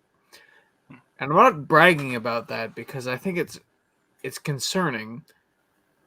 5 years ago, we had a whole spine made up of English internationals that looked very promising at the time, the likes of Dele Alli and Harry Winks and Eric Dyer and all those players. And now it's like, okay, so if we sell Kane, who is left? Because it's an underrated aspect of this competition that should be given a little bit more attention, in my opinion. And right now, if we sell Kane, what are we left with? Yeah, and I think that's something that is a phenomenon that has kind of gone under the radar with Spurs, right? Is that we had a injection of young English players into the squad from the beginning of the Pochettino era, and then about halfway through, around 2016-17, it kind of stopped. We weren't really getting any more of those players in from the academy who were able to keep their position in and around the first team, training with them and even trying to break into match day squads. We kind of went a few years without having any names come through who were like that. Instead, we had the likes of, Cameron Carter-Vickers and various other guys who we sent on loan after loan. Luke Amos is another one that comes to mind, of these just young English guys who were never really going to make it at this level and ended up on a lot of championship and League One squads. And now we have a new generation of young talent breaking through, but there was still that several year gap that is now making its presence known in the squad because we lack those young English homegrown from the academy players who would fill out the rest of the squad. And now all we have is an assortment of international players, Kane, and then a bunch of young homegrown talent. Yeah. But guys, do you think that Nuno would give the youngsters a chance, right? Maybe pick a few of them out, like Skippy, Scarlett, Niall John, okay, to have a chance to show their worth to be in the squad, you see? And there's a rumor out there now still, right? Skippy might still go back on loan again, you see, right? And if Skippy goes back on loan again, that brings the fear into us is that Winks is going to be there again, okay? And, a lot of the fans are getting quite agitated in this scenario, but if Skippy does stay on, right, it's more or less that he's pushing Winks out, okay? Right. There have been links that Winks is being negotiated to go to Aston Villa or something like that. All right. But like I said, it's always been just it's always hearsay. Right. The press will always put out what I call clickbait or wherever whoever needs to go wherever. And in the end of the day, we still have to wait until the 1st of September to know what our actual squad is. And of course, along the way that we will have to be playing in the European Conference League, we might need the squad of the youngsters to come in to fill in that spot, right? And of course, we already more or less know which are the two teams that we're going to play against in this the last qualifying rounds for the ECL. So. And of course, they come from countries that teams that we hardly ever know. One is FC Lan, and the other one is from Northern Ireland. The other one is Paços de Ferreira from Portugal. Paços de Ferreira from Portugal. Yeah. Near Porto. Yeah. So whether they get their chance to perform during those, in those matches before we go into the knockout rounds of the ECL, then maybe the first team will be more or less brought in slowly. Okay. And for what the season brings now, what I see is that only time will tell. No matter who we bring in now, even let's say we get in Tomiyasu, Romero, right, Hill, and who else is still going to come in that we do not know. Okay. it will still take them time to understand the system that Nuno is playing, to blend and merge with your existing players that you have. And like I said, just to become a team, okay? Last season, how would you say? When December came, close to January, the team was lost. We lost the team then, right? There was no more a team in Tottenham. More or less everybody was like playing for themselves, and big part of it we can blame on Mourinho, who didn't solidify the team on the way that he managed them. And maybe the type of manager that came in for us wasn't correct. Maybe Nuno will be the type of manager that will bring the best out of what we have, right? And maybe once those who were once labeled Deadwood, if they do perform in the next 2 seasons for us, maybe that label will change. You see, if they're still around. Yeah. That's how I see it. I mean, I think the problem too with this homegrown thing is that our only real option here is to fill the gap with our youth players, or if we can try and get some loans in of some English players, maybe some younger English players. The problem is it's hard to loan in English talent when you're near the top of the Premier League. Your competitors, the other big 6 clubs, they're not going to loan their young talent to us, and clubs lower down the English tier don't really have much of a incentive to loan players to us as well, because there's no guarantee that they'll get the playing time they need to develop to make the loan worth it to the club. So we really don't have much of a choice here but to fill in the homegrown requirements with our youth players. But I think that's why Nuno has said the whole squad will be needed, the whole squad will be utilized, and that he sees not just the senior team, but also the U23s as part of his squad to pick from. And I think that'll be absolutely necessary for the Conference League. So I think you'll see a lot of these young players we've been seeing in preseason, especially the likes of Dane Scarlett, who I think is honestly going to be part of the first team. But also you'll see the likes of Pastowski, Niall John. I think you'll see these guys in the Conference League for sure, because we'll just need to use them to make up the numbers. And I don't have a problem with that, as long as they're not forced into being part of the Premier League roster to make up the numbers for homegrown too early, because that's the one thing you don't want, is to have to fill your bench or even play some of these kids in the Premier League before they're ready. That's true. But funny to say, right? Guys, have you noticed, I've been thinking back, how many loan players have we had in the past 5 seasons come into the first team? I've been trying to figure out. A lot of them have been loaned to buy, like Gio Lo Celso. And then Jedson Fernandez was a loan to buy. We passed on that. Then, of course, last year, Vinicius was a loan to buy. We passed on that. No, I'm saying back from the Premier League. Not from out of the Premier League.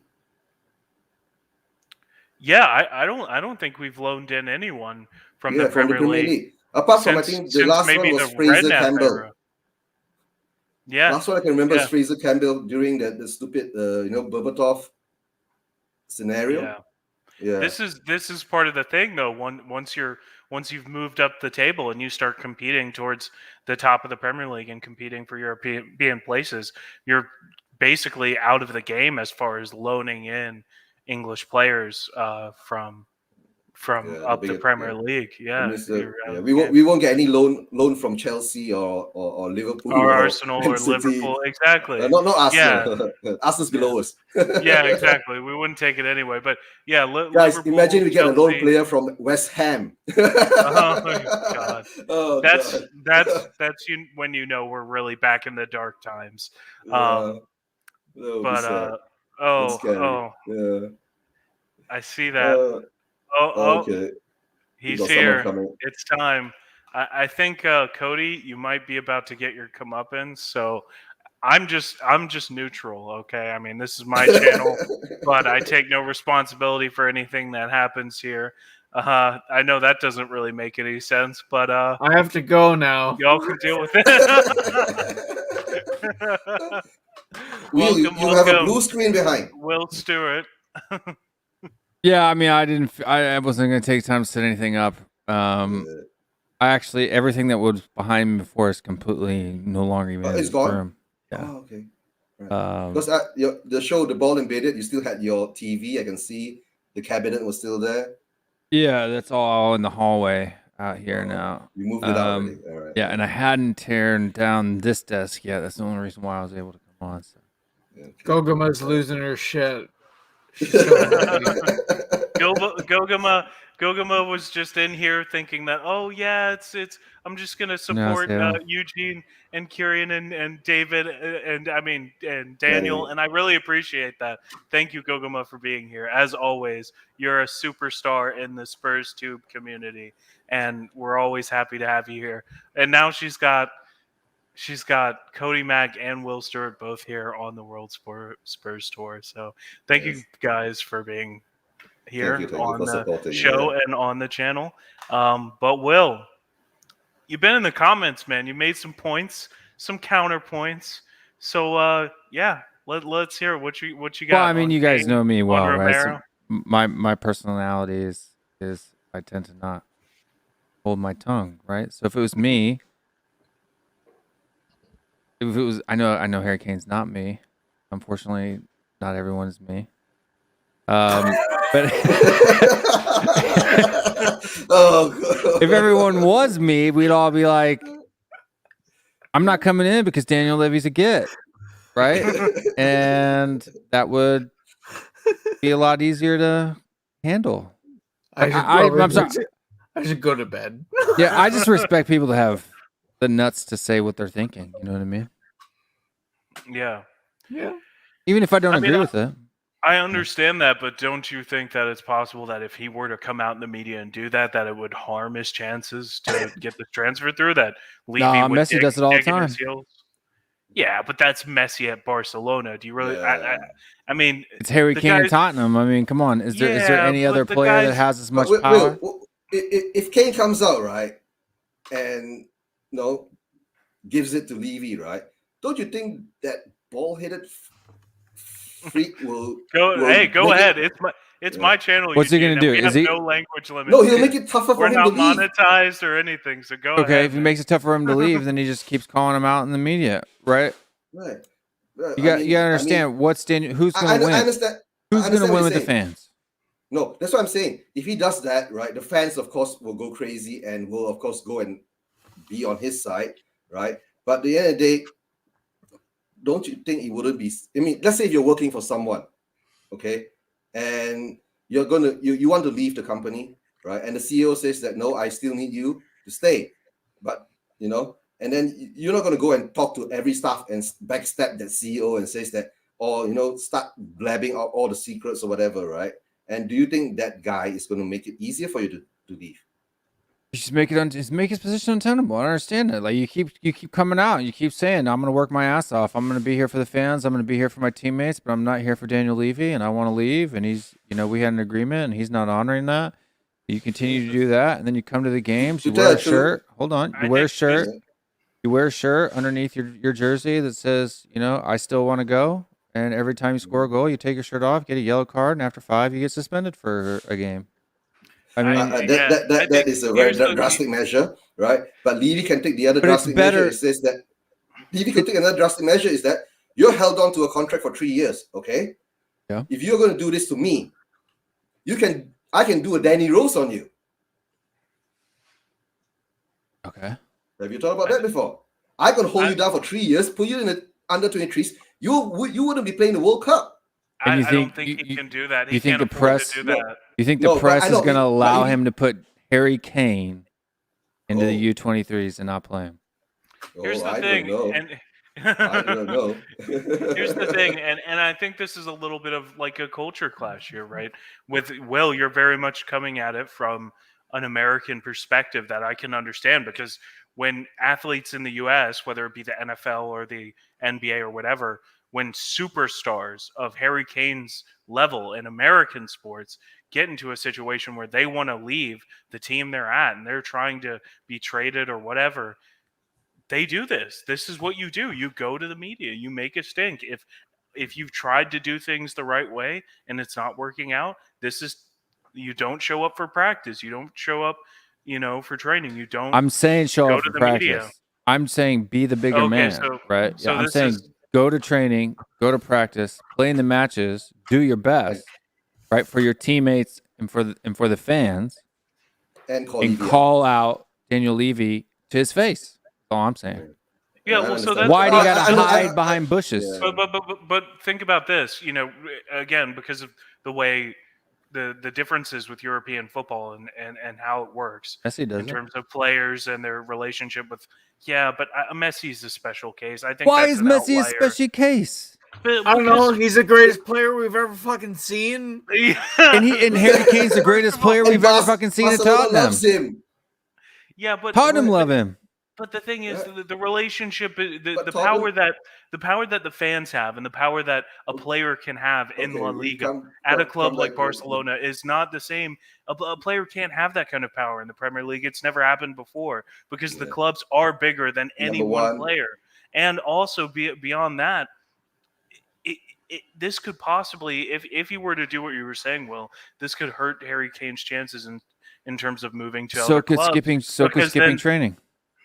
We can't compare Messi with Barcelona because No, I number one, mean if you're Man City, I think any club, if you're the owner of any club, you'd rather a player not show up for training than be publicly slating you in the media. I think I'm not saying he has to call him a wanker or anything on Sky Sports. That's not what I'm saying. Anything that would call attention to him. You And know you how think this Levy is. doesn't call This- attention to Mr. him? This doesn't draw embarrassment to him? Of course it does. Well, it's not Harry Maybe Kane 2 saying days his time he'll name come in with a directly sick in the note. media. Yeah, say no. Because I was sick, I got a Daniel signal. Levy, I'm a private man. I'm a private citizen. I mean, he could just walk like out to there and keep just be things like, Daniel private. Levy, That's I how I see am." you, you see me. You bald. No, he doesn't have to He's finish gonna it. Doesn't have to finish it. Just simply because every but fan out there Will, knows what he's talking about. No, you If he can't just said, compare- Levy, Daniel Levy, I Yeah. see you, you see me. But you Oh. can't compare Messi with Barcelona, right? Messi earns 2 million euros a week in Barcelona. Messi has won. is Barcelona now. And He Barcelona is has won Barcelona. all the trophies, you see. And Messi is Barcelona, so that's quite a bad comparison. To Okay, go so if you Harry want to Kane- compare, hold on. If you want to Okay. model yourself after some, a legend in your field, why wouldn't you try to emulate Messi? Why would you go and hide behind bushes?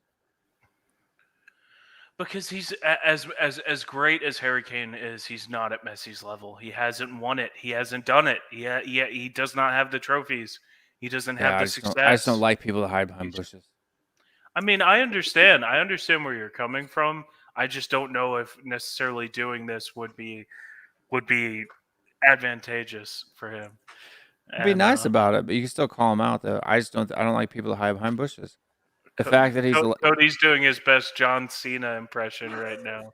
I thought he was John trying to hide Cena. behind bushes. Is what he's trying to do. But no, I'm serious. I don't understand why you can't come out and say something. Why do you have to hide behind what? Your brother? Mhm. Tough guy. I think that Harry Kane, honestly, from what I know about Harry Kane, if I was going to take a guess, obviously I don't know the man personally, but just based on everything he's ever done, the way he's acted throughout his career at Tottenham Hotspur, what I think is he doesn't want to be involved in any of this. I think he just wants to play football, but he wants the move to happen. I don't agree with you. And I don't I agree think with he you. does. You don't think so? No, and the reason why I think so, I don't think so, is because he's come out in the press several times saying that that if the club wasn't moving in the right direction, he was going to leave. And then two, he goes right before the Euros. He goes out and does that video with Gary Neville, knowing full well that that's going to cause an absolute tornado of a shitstorm, right? Yeah, but Then he goes off to Okay, the my Euros. question- Hold on. Then he goes off to the Euros right? And anytime he's asked about it, says, I'm just focused on the Euros, blah, blah, blah. Then he comes back and skips training after his vacation. So he's done all of those things. That's what I know. My question is, right, Yeah. the Gary Neville video that he did, okay, saying that he blah, blah, blah, blah. Do you think that Levy was not aware of that? I'm sure Levy was aware of that even before the video came out. No. If Levy would more or less have to go, I mean, why would he tell Daniel Levy, hey, Daniel Levy, by the way, I'm going on Sky Sports to tell the entire world that I want to leave Tottenham Hotspur? Oh, I'm sure he's aware of that. If not, he would have stopped him. How can that's why he wasn't aware of it, because if he was aware of it, he would have tried to stop him. No, but for all you know, he's aware of it. Maybe Levy is already planning to let him go. You see? Why would Daniel Levy, he would just let him go then? No, maybe he was thinking he could let him go and he could get the price that he want for him. You see? But the problem now that he can't get the price that he want for him, right? That's why he is like saying, okay, you're not going anywhere yet. I'm not. I can't assume that there's some kind of conspiracy going on here with Daniel Levy that no one knows about, right? Go ahead, Cody. I gotta go. Oh, all right. I just want to say thank you very much for having me on the channel. Pleasure to have you here, Cody. Absolute Thanks for pleasure. coming on. Cody's had a bit of wine. I've had a bit of gin. Not a bit. I could tell you'd had a bit of something, but get a little slur there you got going on. See what I'm saying? Right, I don't hide behind bushes. You know what? You want me to stay and fight? I will stay and fight. But nobody wants me to stay and fight. I don't think that's a good idea. Nobody wants me to stay and fight. So I think you're about 30 seconds from falling out of your chair, to be honest. Okay. All right. Yeah. Go sleep it off. But, see you in the morning. Good night, Cody. Pleasure being on the channel. Thanks for and, being here, Cody. big up to everybody who came on, except for Will. Goodbye. Oh my God. Brother's drunk. Cody Mack, everybody. Drunk. Coming to you lit from the wilds of Canada. Well, I mean, if I lived out in the sticks of Canada, I would be getting drunk every night myself too. So it might be happening more for me too, because I've retreated now from civilization. Where'd you move to? I'm here bunkered out in the Blue Ridge Mountains. So okay, that's my area then. Yeah. We're still in Virginia. I am in Rappahannock County, Virginia, which is northern. Yeah, near Luray Caverns, if you know where. Yeah, okay. That is Luray Caverns and the Skyline Drive. Two wonderful attractions if you ever come to this. Is it John Denver? Yeah, Mountains.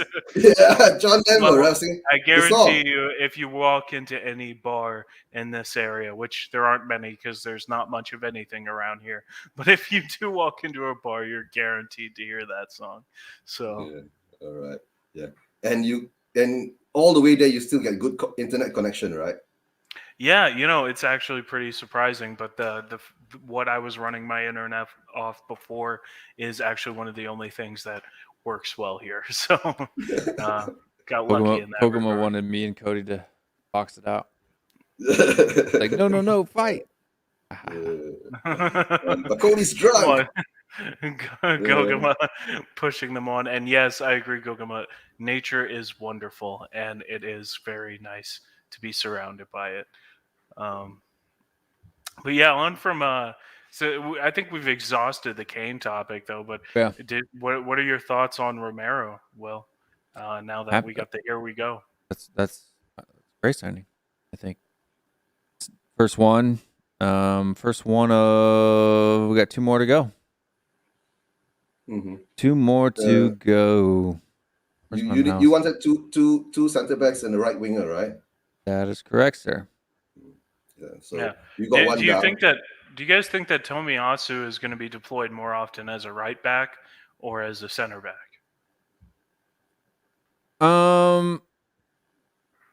I think it's just kind of one of those guys. Depends on if we're playing 3 at the back or if we're playing 2 at the back, right? If he's 2 at the back, he's probably going to be utilized more as the right back. Let Sergio Reguilon kind of get forward more, and I mean he can get forward himself as well. So, and then if we play 3 at the back, I think you're looking at like a right-sided center back. Oh, okay. Yeah, But the thing is, I mean, But let's say a right winger.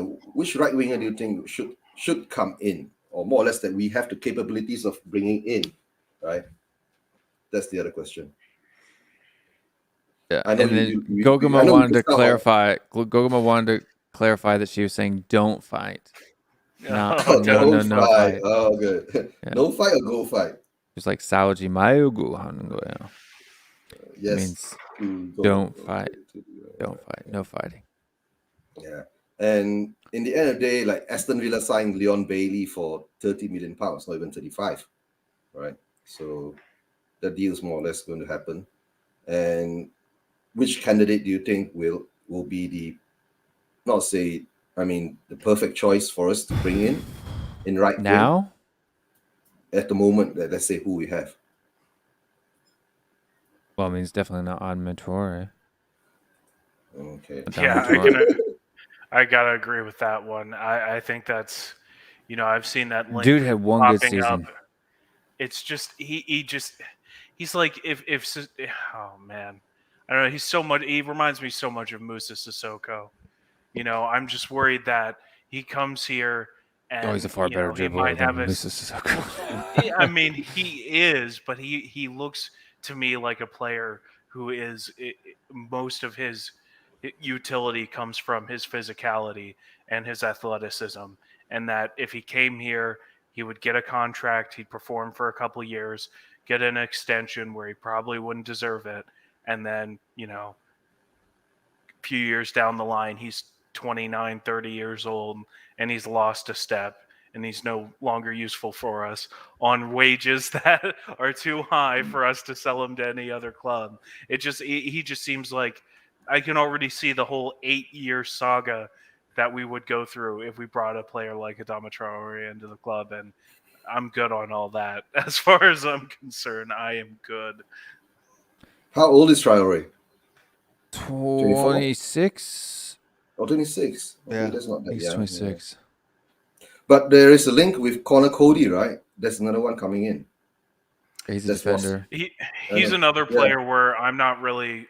I mean, I understand he was good under Nuno, but let's also not forget, not like Eric Dyer, not a natural center back. And I'm not saying Connor Cody is as poor as Eric Dyer, but he's not a natural center back.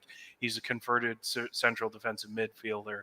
And if we're playing a back three, then Connor Cody wouldn't be a bad player to have in the team, but it's very much looking like we're either going to alternate between a back four and a back three, or focus primarily on a back four this season. So I just, if that's the case, I don't think it's worth bringing Connor Cody in. I think we could do better.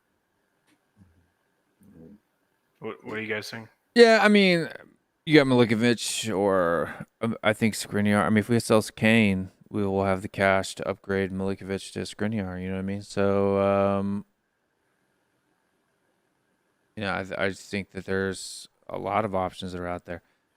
Like, I'm not against selling Kane. I'm not against keeping Kane. Right? I just don't like the way he handled it. But if we do sell him, we have a bunch of cash we can work with. Yeah, so that's true.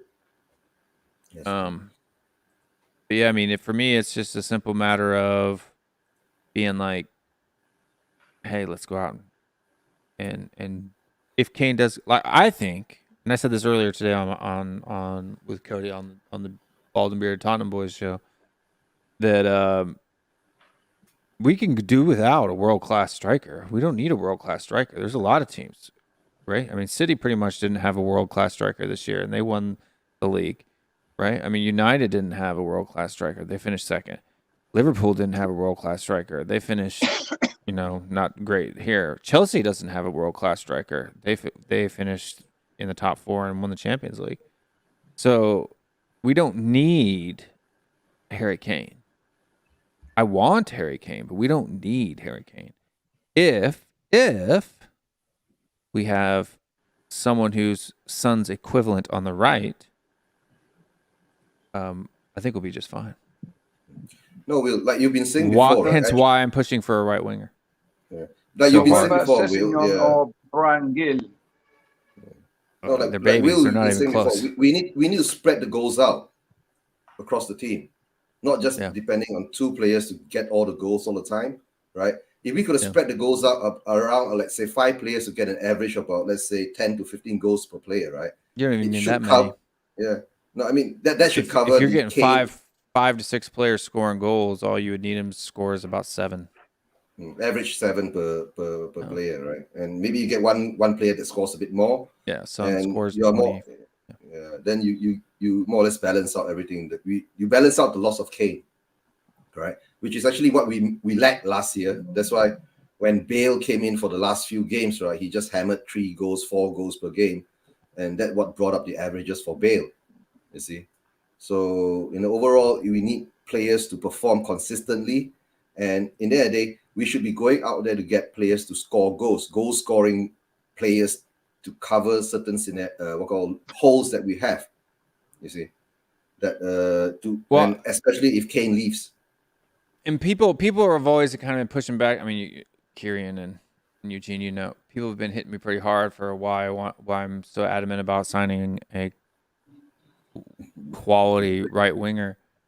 And this is why. If you have 3 guys across the top that are all comparable, that are all participating equally, not only do you have a championship team, but if you lose one of them, it's not the end of the world, right?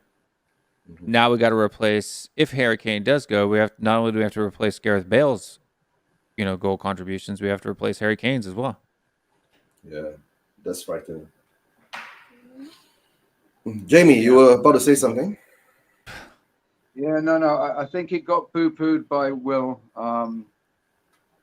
because at the moment we need to sort out defense, and just when we need to sort out defense, then we're losing our teeth. If Harry goes, Son can definitely take up some of the slack, but yes, it needs to be a 2-pronged attack. And who do we have? Danny Ings, injury prone as ever. All the teams are going to know that we're scrabbling for players, and they're going to be charging top dollar. So I can't think we're going to have to do the best with what we have. So in the short term, and maybe fix things in the winter transfer window, because we've left ourselves with so little time. We're going to have to, mix it up and make do with what we have, so we can have, even if they're not our first choice, at least there'll be some consistency going into the season, and then we can strengthen it with transfers in the winter window if Levy and co don't get their fingers out in the next 10 days. But do you think Nuno will give Scarlett the chance? Yes. How many games? I don't know, because he's a bit like Brian Hill. They're both future superstars, but they're future superstars. They're still learning their trade. So yeah, I'm not confident in that. All right. Hold on. Before Will goes on his anti-Brand and kill my agenda, rant there. my secret agenda. Yes. So the thing is, I had to nip out for essentials and whatnot. So I've obviously missed a chunk of conversation. So Will is not confident. Will is not confident that we can hodge together some kind of team just to get us started whilst the transfers slowly make their way out, whether it be in the next 10 days or in the winter transfer window, the January transfer window. No, I'm just, other than Romero, I'm not confident that the 2 people we signed before that are beneficial to us at all next season. As in Brian's too young. And, Yeah, well, I mean, like we- if you can't start for a U23 Olympic team, how do you expect to start for a Premier League side?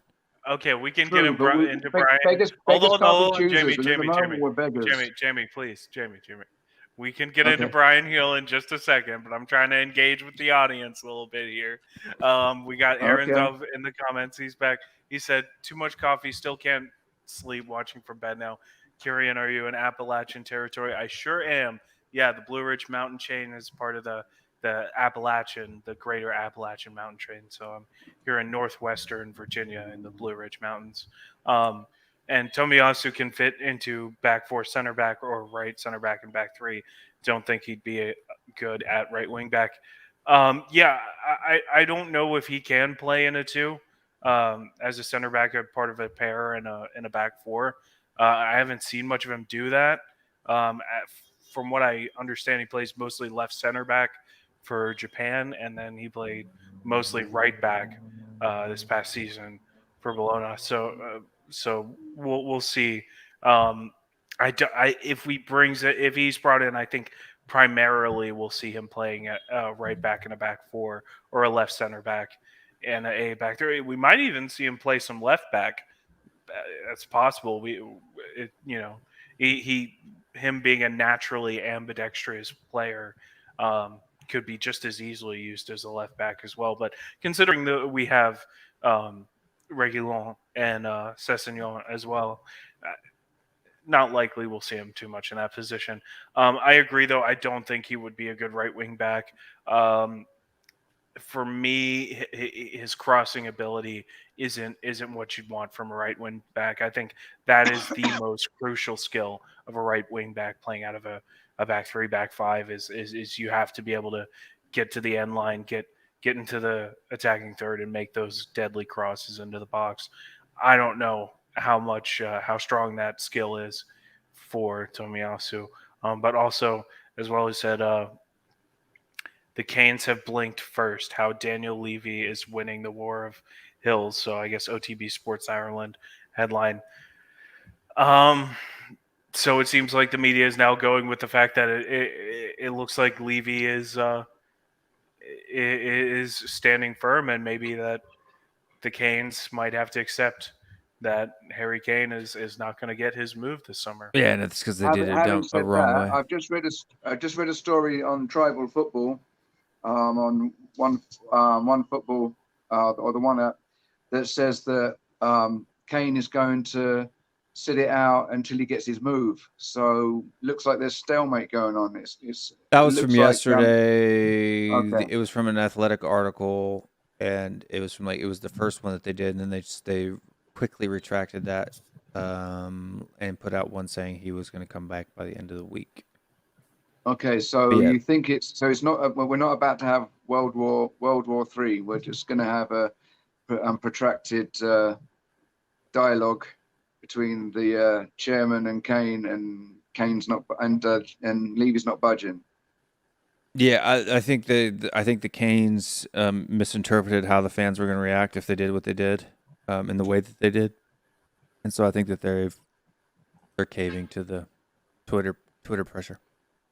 Every time we get a little glimmer of hope, something happens to steal it away. In every situation, the manager search, the player search, the Kane saga.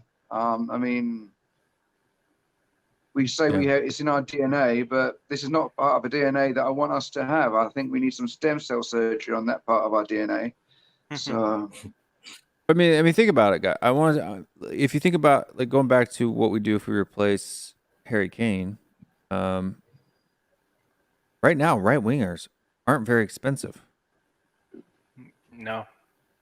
I mean, seriously, you could literally sell Kane and go out and buy Salah, and still put 10 million in your pocket. Yeah. Whether he would want to come here or not is another. Other teams. Right. But that's what I'm saying. He may not want to come, but you got people like probably like Chiesa, Domenico Berardi. Torres. Berardi. You got Torres at City. He doesn't get a lot of playing time. Oh no, Christian Pulisic isn't getting a lot of game time. well, Lozano. I mean, Guardiola won't sell Torres. He likes him too much. Chelsea doesn't do business with us. Chucky Lozano, that's potential there. Having But- said that, Levy might sell. If he gets his magic figure, he might sell to the Jabs. In which case, maybe it could be Kane one way. We get Roger 100, Cash 100, plus Pulisic coming the other way. 100 plus Pulisic. Yeah, Uh, or more maybe. 120 plus Pulisic. I don't know. Pulisic for me, even though I'm an American, and this is hard for me to say, but he's good. Is he You put world his name out class? there. Now you're taking it back. I was going think- down the price list on transfer market, right? So I think for Daniel Levy, it doesn't even matter. I think the draw for getting Pulisic in would just be the access to the money-wise. American market. Exactly. do you know how many Um, Dortmund shirts were running around when he played for them? You know how many Chelsea Oh shirts my I see God. now with Pulisic on the back? Every Talk time you about walk selling into a shirts. mall, every time you Oh, walk into yeah. a mall, you I see think one. what Daniel Levy is doing now, right? He's lost income last year. What he's trying to do, he's signing a Japanese player to enhance the Japanese market. He might get in Well, American then why player not too. sell to Chelsea? Why Yeah, not then sell him sell to to Chelsea Chelsea- for sell to Chelsea 100 and get million Pulisic plus in. Pulisic? Because right Yeah, now 120 Pulisic's value's dropped from 75 to 45 million. Yeah, and get a So- Pulisic in, and then you get Do the you think- American market. Yeah, But do you more think money Kane coming in go, there. Do you think Kane will go to Chelsea, knowing that'll ruin? Because that is something that really could ruin his legacy with the fans. I mean, going to our arch be Saul rival. Campbell. But he's having He to would take be the a Saul extreme measure Campbell. just to get away from Tottenham. I don't know. So- But Maybe. Kieran, since the fans Could be. now already turning on him, why not? I don't think it's. No, anywhere there's a bigger near the deal than number. that. You don't want to be Saul Yeah. Campbell. You don't want to be Saul Yeah, Campbell. I think that. No, to be moving honest with to- you, I mean, and also too, Pulisic, you know, I don't think he would be good enough. Gnabry maybe looking for a move out of the Bundesliga into England. There's a Gnabry. shout. There's a shout. He Gnabry, destroyed us. ex-Arsenal. But then again, the Yeah, but that's problem with- Arsenal. The problem with trying to get players from teams like that is the fact that we're offering Conference League football and not Yeah. Champions Yeah, League Champions football. League You football. know? But I think that like That's- somebody like I mean, you've got either Chiesa or Kulusevski at Juventus, who if you're gonna whatchamacallit go knows for really well. if you're gonna go for Kulusevski, I don't understand why you wouldn't go for Berardi ahead. I mean, Who? 17 goals last season. Domenico Berardi from Dominic Sassuolo. Berardi. Yeah, he Sassuolo. was he was Italia's number 2 behind Chiesa. Yeah, for he's the only right wing 31 position. million, right? So he was Yeah, next. He was further down on the list, right? He's in the top 20. Yeah, and he was absolutely And he incredible didn't do too last bad for season. Italy. He was in the Sassuolo's Euros. he was good in the Euros, and he was Sassuolo's entire attack really, and scored a lot of goals. I think I think he prefer would do really Chiesa. well here. I mean, I would rather have Chiesa as well, but again, you got to think about where the players He's are coming old from. and he's expensive. Exactly. He's not that Domenico old. Berardi's- He's only Chiesa. He's 23. He looks old, but he's only 23. Mhm. But where is he now? Okay, sorry, Juventus. maybe I'm thinking. He's Maybe Juventus. I'm He's thinking gonna- It's he's one- playing no, not Champions one League. thing Chiesa, to I'm it. thinking of Cellini. Sorry, I'm thinking of Cellini. Yeah, not Yeah, sure. it's one thing to attract a player from Sassuolo. It's a complete other game to attract a player from Juventus. I mean, I think the fact that we were able to attract Romero coming from a Champions League club is only because Atalanta is not a perennial Champions League contender.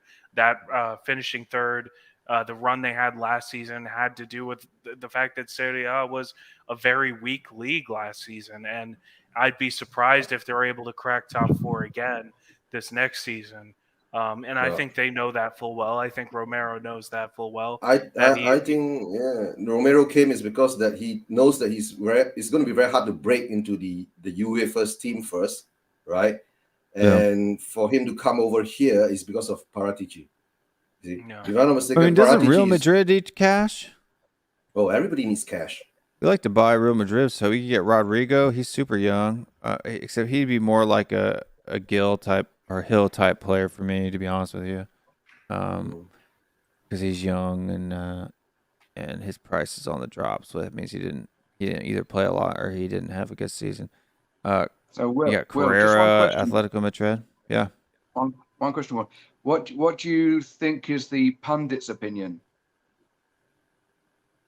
The pundit's opinion on what? No, sorry. I was seeing if you were still pronouncing pundit the same way as you used to. You mean the American way where we say pundit? Yeah. There's actually Pundits. two or three ways we say it in America. We say pundit, and we say pundit, and we say pundent. Mhm. Yeah. Pundit If- is how it's pronounced where I come from. Pundit. If we were gonna raid Real Madrid, then I personally would put forward another Japanese international, Takefusa Kubo, 20 years old, big time prospect, dude. big time prospect though. He's I mean, cheap though. he'd We be could just dirt go get cheap. him now. We could go get him right now, and it talk about cracking the Japanese market with Tomiyasu and Kubo. And Kubo, I mean, the potential he's showing is outrageous. I mean, if you're down on Keel, He's like 13 million. you can't be down on Kubo because I think Kubo is showing even more potential than Brian Hill. And yeah, I don't know. He had a pretty decent loan at Getafe last season.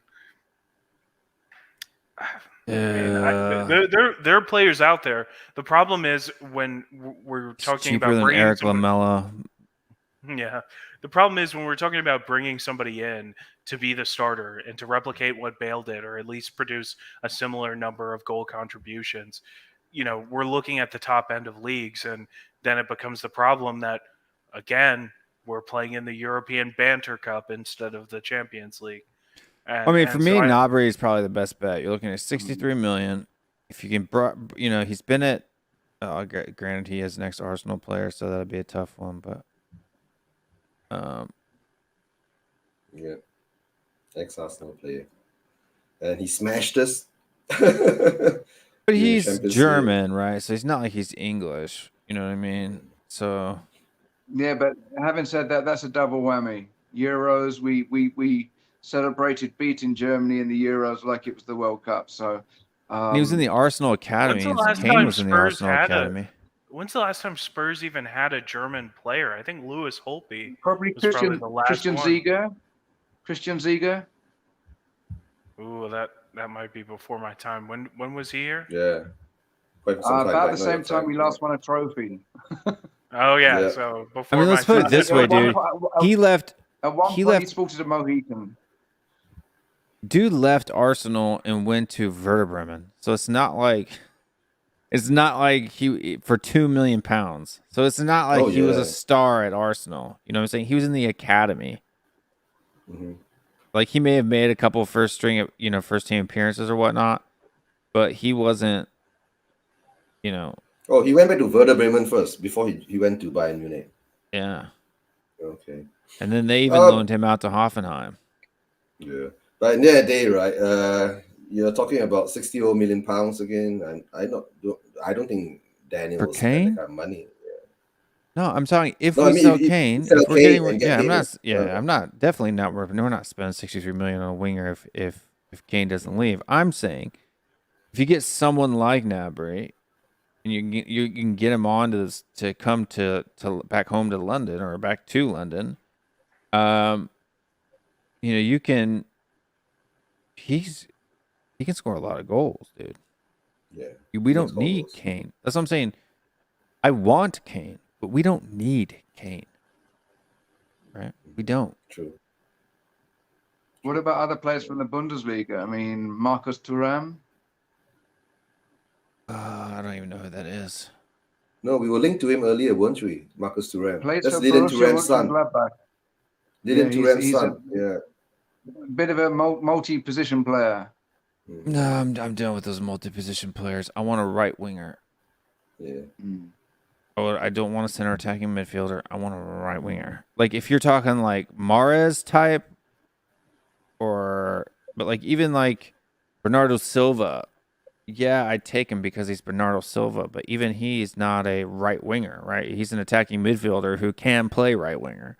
But having said that, that would bring in the argument for Kane if he going to Man City, player plus cash, because Bernardo Silva was one of the players that was being I'd take that. put into the mix as a possible add-on to I'd the take that Kane in deal. a heartbeat, dude. I'd jump on that like a fat kid on cake. Okay. A wonderful image you've just put in my head there, you know. Fat kid on cake. Yeah, dude. It's like putting a piece of chocolate cake. Like the scene out of Matilda eating the chocolate cake on the stage. You've never heard that gosh. before? That's like basic here in the U.S. That movie- we probably have an English equivalent, but no. The Americans seem to have this thing about something A on chubby something, fellow something with on truffles. something. Chubby fellow with truffles. Like a coyote on Roadrunner or something like that, you know. As a chubby fella, if you put some truffle right in front of me, I will be right on top of that. So I can. What you mean, concur like there. you mean like Chunk out of the Goonies, the truffle shuffle. Yeah, there you go. Aaron Dowd from the Express. Tottenham star Harry Kane faces Luka Modric repeat as Daniel Levy blocks Man City transfer. Yeah, so it looks like I haven't seen anything from my reliable sources yet. No new What, news today. You mean things like Frenchies and A1?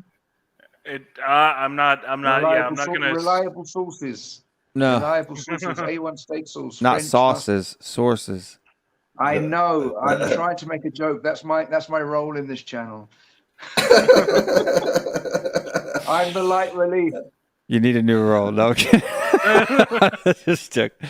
No, all this news news coming out now, right? About Yeah. Kane and the scenario and all that. A lot of the media is just going to put things out there, right? Whether it's true or not true.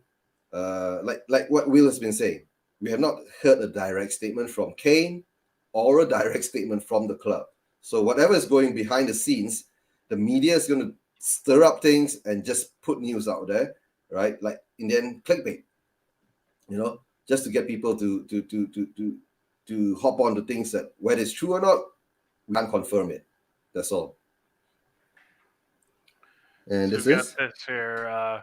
Harry Kane's transfer saga sees history repeating itself at Tottenham. So it's Talk Sport there. See what.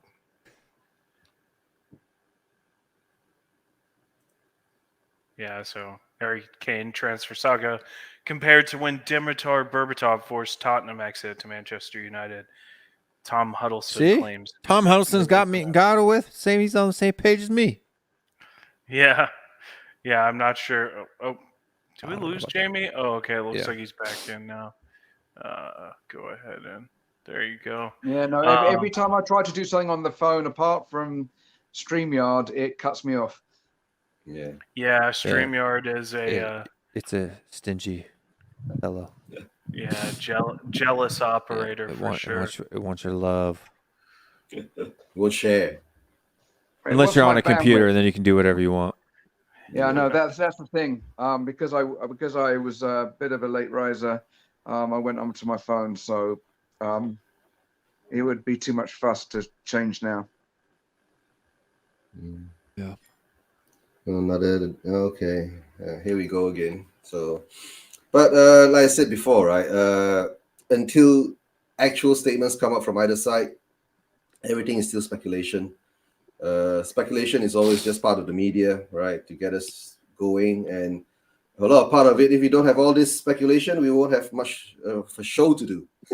Look, Harry, if you're watching Kerian's show, just have some balls, man. I'll respect you more if you just have the balls to come out and say what you want to do. Stop hiding behind the bushes. Behind the bushes again. Yeah. I'm that way, dude. Will doesn't like it when You guys people know are from hiding in chat. bushes. You guys know from chat. Yeah. If I disagree with you, I'm just gonna say it. I don't care if you get pissed off about it. I'm just gonna say it. Because I think being honest is far more. True. I- True. my- True. I have a saying, and I don't know if I stole it from someone or not, but I say, why tell a lie when the truth is far more fun?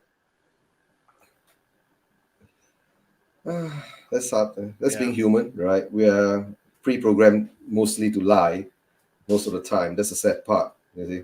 And the truth hurts. So sometimes people think that giving a fib is better to to save your feelings with getting disagree. hurt. Yeah. What's I'm But in the saying? end of the You gotta toughen your feelings. That's what I'm saying, right? no, I think in the end, lying comes from doesn't shame. help. If you're Doesn't help. ashamed of something, that's when you lie, right? You're embarrassed and or shame. So embarrassment or shame is where the need to lie comes from. Just Right. to cover up. Yeah. If you're confident in yourself, why do you need to be ashamed or embarrassed? That's true. You But what I'm saying now, let's say the hurricane thing, right? He wants to move, right? He's not lying. He wants to move. Okay. But the only thing is that the Just pure say I fact want to is move. that He still hasn't said it. he hasn't come out to say it, but of course, what you're trying to say is that Yeah, it it's would 'cause be he's better if he chicken came out to shit. say that he wants to move. But he has come out to say it. He's already said he wants to move in the Gary Neville. No. He said he would be, Open to a move or Yeah. looking for a move. Yeah. But now interested in a new challenge or something like that, right? Let's go ahead and react to some of the stuff that's been coming through on Twitter, because I mean, some of this stuff really has just got me kind of pissed off, honestly.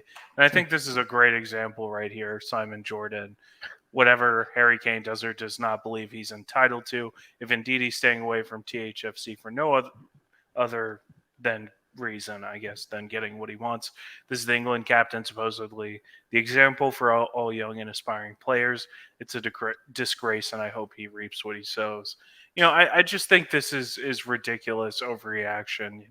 And I understand Maybe an Simon overreaction, Jordan but is, I never thought about that he could lose the England armband for doing this. I don't think he will. Will he?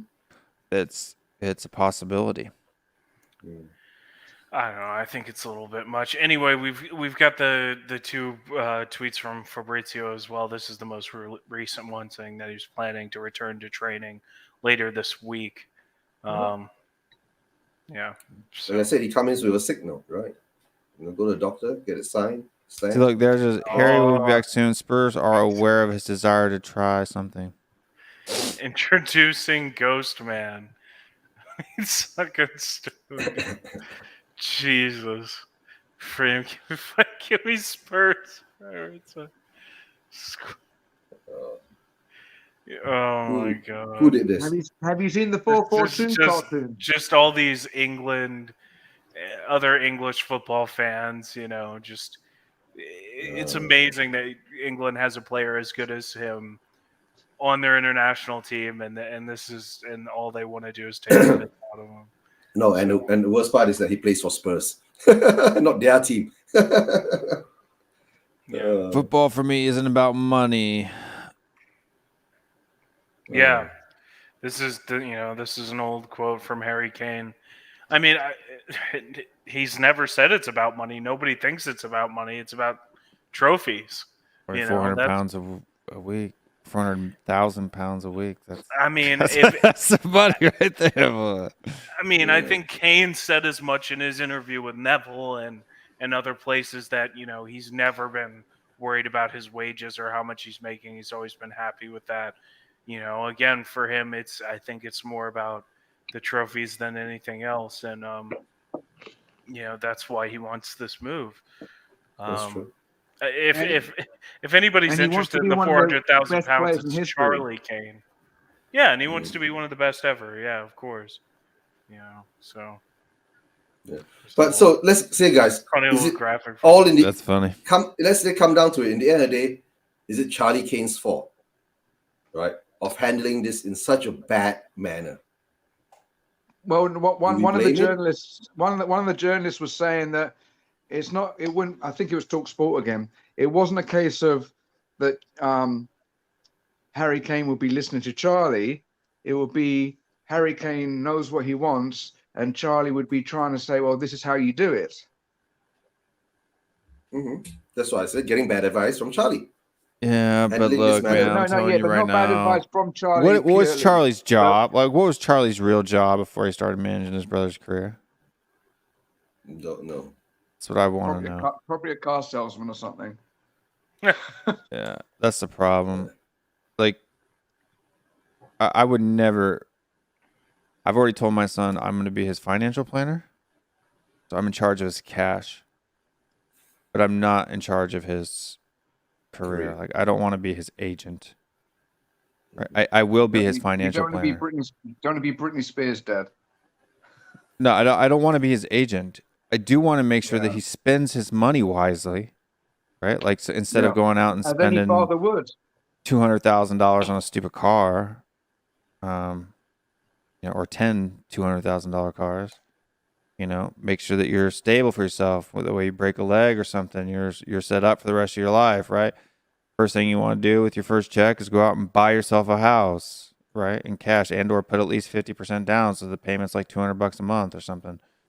I'll buy it out cash. I mean, you can check this out.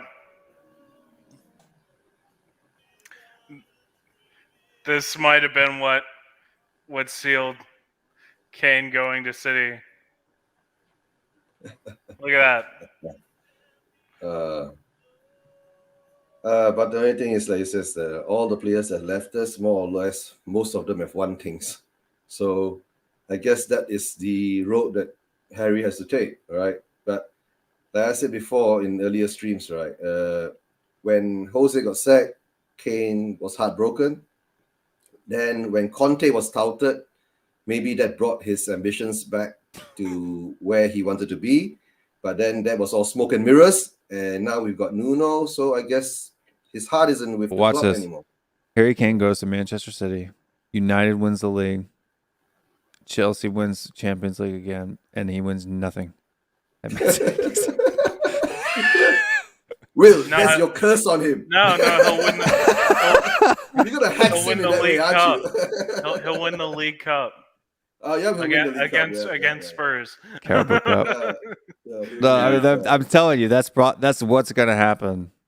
I can't say that because to be honest with you, most Spurs players that have left Spurs have ended up winning trophies. So, Harry Kane before he decided no more training sessions with Spurs. Yeah. But, no, I mean, this coming back to training thing, yes, it shows real unprofessionalism from Kane, right? But the advice of doing this move, I don't even think it's unprofessional. I mean, I guess you could say it's unprofessional. I think it's just childish. I mean, usually when you're childish, you're unprofessional. Ballsless. No balls. No. What? Kerian, come on. That's unnecessary. Don't blame me. Blame Twitter. You're the one that zoomed in. The real reason why Spurs fans are angry with Harry Kane's situation. What is the real reason? That's the real reason. I think a lot of the reactions online have been. I'm not upset with Harry Kane. I just think he's got no balls. Yeah, I know. I mean, and not literally, metaphorically. I can't disagree with that. I mean, I do think that his lack of just coming out in the media and at least whatever it is, just setting the record straight. This is where I'm at. This is what I'm thinking. This is what's happening. This is, the state of things between me and the club. I think he would do well to just clarify it to the fans and to the media, because you just, especially in England, I mean, no offense, or anything. I mean, the state of our media here isn't great as well, but I feel like, especially with the English press, you can't allow true. Exactly. But you can't allow. But Fox News is bad for different reasons. They're just dumb, right? Like they're not intentionally going out there to ruin people's lives. Well, they have an agenda, but a lot of American media does. But with the British press, you can't, with this sort of thing, you can't allow them to fill in the blanks, right? Exactly. I feel like if Harry Kane was smart, if Charlie Kane was smart, he's not. Then he would have a press conference and just even if he doesn't need to give all the gory details, just simply be like, this is my mind, this is what I'm thinking, this is my position towards the club, and this is what I've got from them so far. And I think that would do a lot in order to stave off all this ridiculous speculation. I mean, just simply say, hey, I'm not doing this because of the fans. I'm not doing this because of my teammates. You guys know why I'm doing this. Yeah, I mean, if you don't want to even mention Daniel Levy's name, but just come out and say something. Exactly. Instead of beating around the bush, talking to Gary Neville. Oh, man, I got one line to play with Kevin De Bruyne. Yeah, I mean, I do agree with you on that. Yeah. But guys, let's say now a lot of the fan base out there now is saying, right, just telling M City to come up the money, right, that Levy wants and give it to him. Okay. Yeah.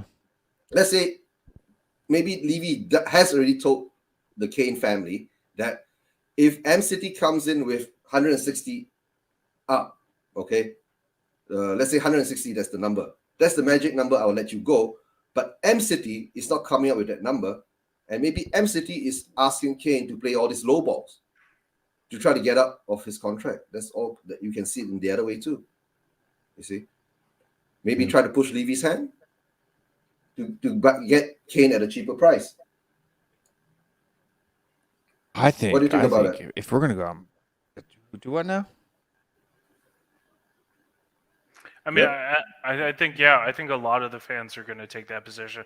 I mean, that's kind of where I'm at. Like, I'm fine to move Harry on. Just, they got to pay Give up. us the money. Yeah, I want the money. We're not going to 100 million plus a player. If it's Laporte, then sure. But if it's anybody else, you need to come up with more cash. Because I think we can't accept anything less than 160 million value. And I think Laporte is a 60 million pound player and one that fulfills a need for us. I'd accept him. If it's anybody else, they need to come up on the cash as well. So whether it's Silva or Mahrez, 120. Bruno Silva's 60 million pound player. The problem is that what if they don't want to come? But the thing is for us, I think the biggest need is center back. So we could accept a lower cash fee.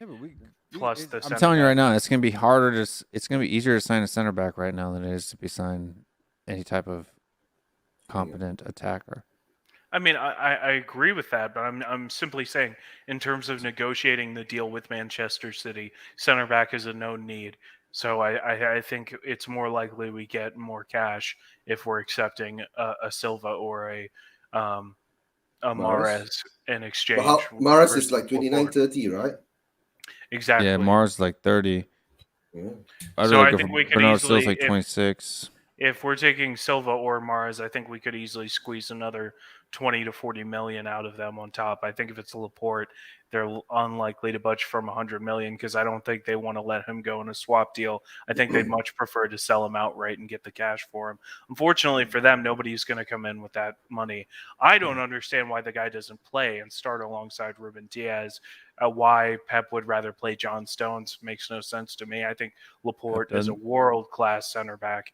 And I would like something about him. And I would be more than happy to accept 100 million pounds and Laporte for Harry Kane. As far as what I'm country concerned. is Laporte from? Spain? So he's French, but he does play for Spain now internationally. I guess he has dual citizenship or.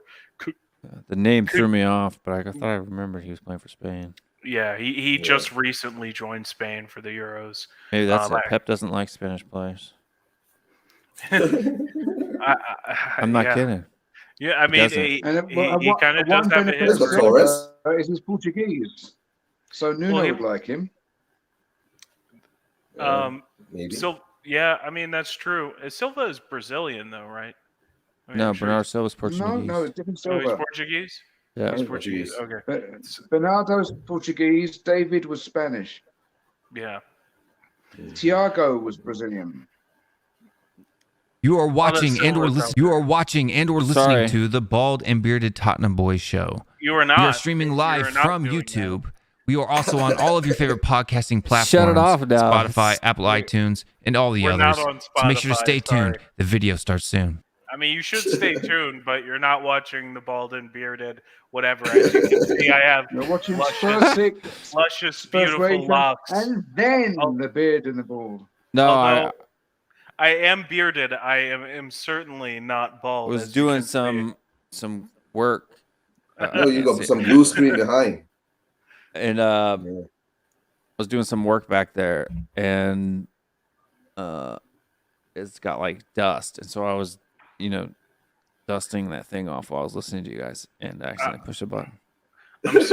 I'm so sorry, Aaron. That I've sounds like a been totally different conversation.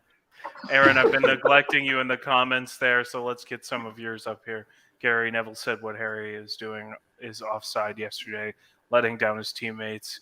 Yeah, I mean, again, all the old proper football men like Gary Neville and Graham Sourness and all these other guys, Roy Keane, are going to come out and grump and groan about how this is hurting I think it his is laying teammates. down your teammates. I mean, I don't necessarily disagree, but it's just all I'm saying is any coverage of this event coming from these pundits is inherently disingenuous and based in the characters that they portray on Sky Sports. These guys aren't offering their honest opinion. It's just the opinion that they're paid to have.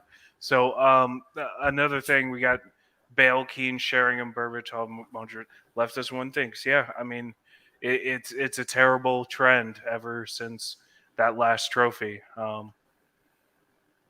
Never gets screwed. I disagree with this, Aaron. I do think Levy has been screwed before.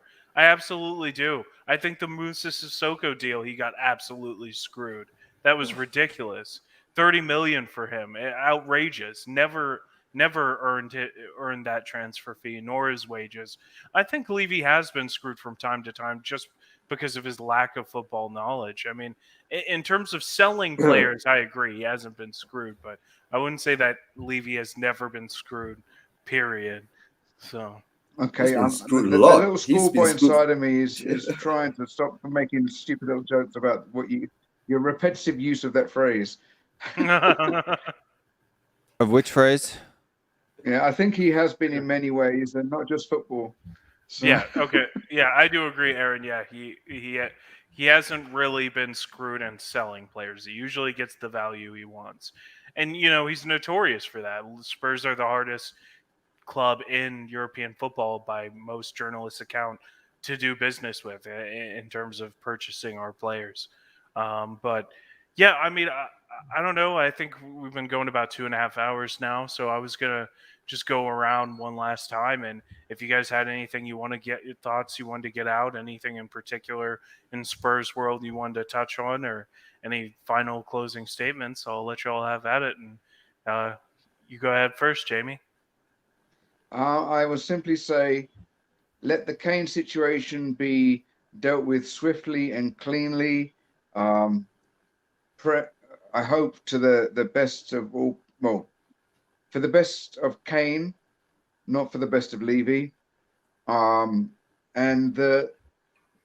basically, we've got to get our position sorted out. We've got to make some quick, sensible purchases so we're not turning up to the start of the season half-dressed.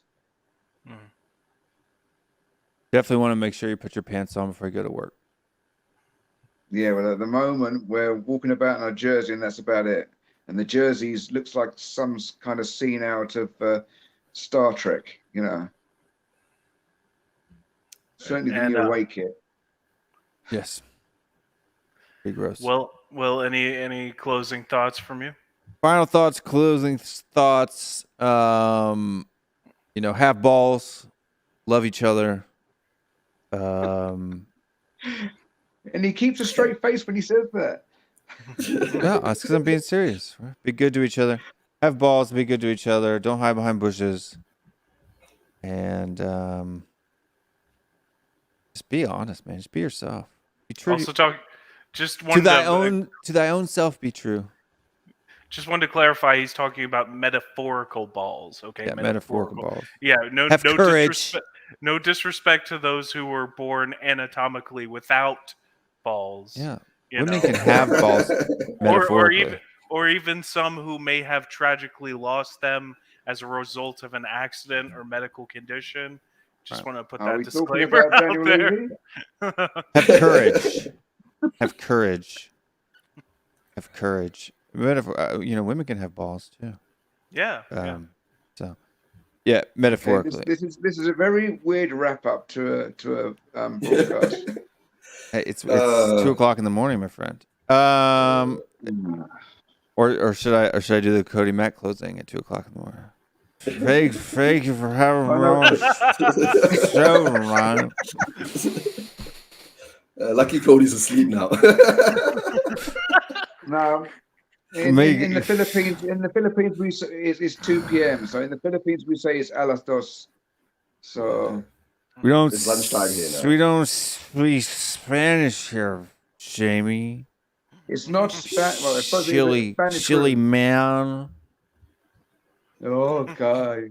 Right. You want me to fight me? Okay. Yeah, my arms aren't long enough. I can't reach you from Manila. You don't have the balls. Okay. My wife would say otherwise. Go.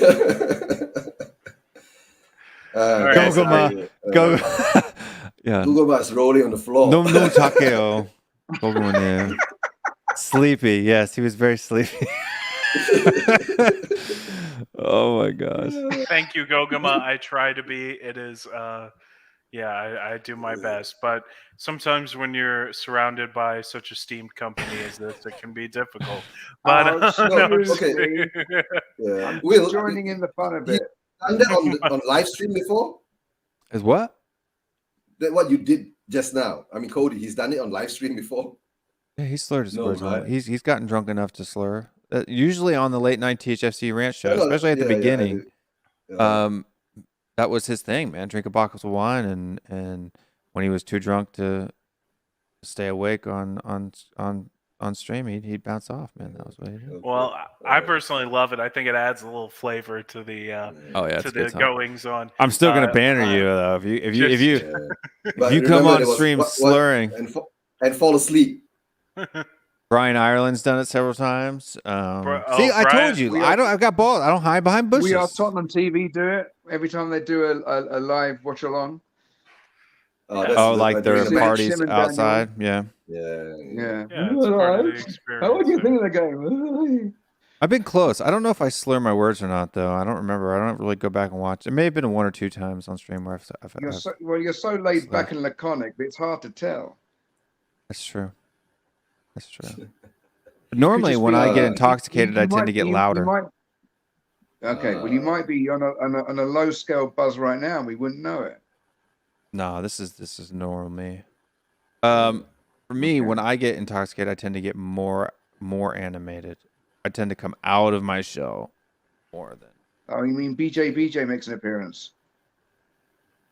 No, that's just normal me too.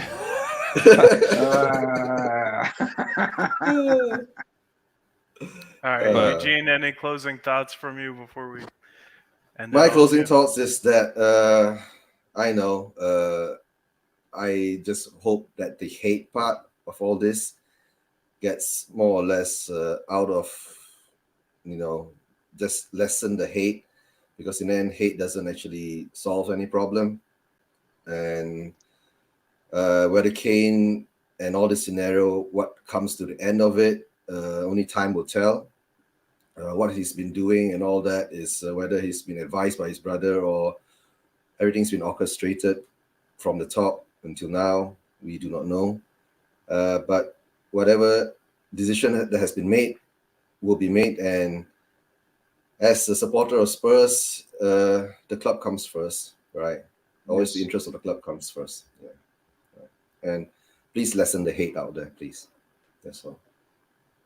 Well, I think that's the thing. It's been the summer of acrimony and hate and belligerent behaviour and backbiting. We've got to get back to the football. Get back to the football. Yeah, fully agree. And thank you guys all for being here tonight. I appreciate you all coming on for this next iteration of the World Spurs Tour here on Spurs Sick, and a couple new flags to be added to the passport. We're gonna stamp on the Irish flag for Aaron Dove. Step on the Irish flag. Don't say that. Stamp on. Oh, stamp. I thought you said step on the Irish flag. As like a stamp Korea. onto the passport. We could put the Korea Canadian flag for Cody. and Canada as well. So Canada, get all those up. But yeah, Next once again, you better make your announcement, Kerian, before you forget. Yeah, I will. I'll just go ahead and do that. As I wrap things up, I'll send you guys to the background. But thanks all for coming on, and come on, you Spurs. Come on, you Spurs. All right, guys, thanks again for coming on and watching this edition of the World Spurs Tour here on Spurs Sick. And yeah, I appreciate it so much. Thanks for watching. Like and subscribe, please. I really appreciate it. And go and subscribe to all the other channels of our guests here tonight. So Wilster, THFC Rants, EuJin and Jamie from Spursuasian TV, Dan, THFC, formerly the Yid Kid. Go ahead and subscribe on his channel.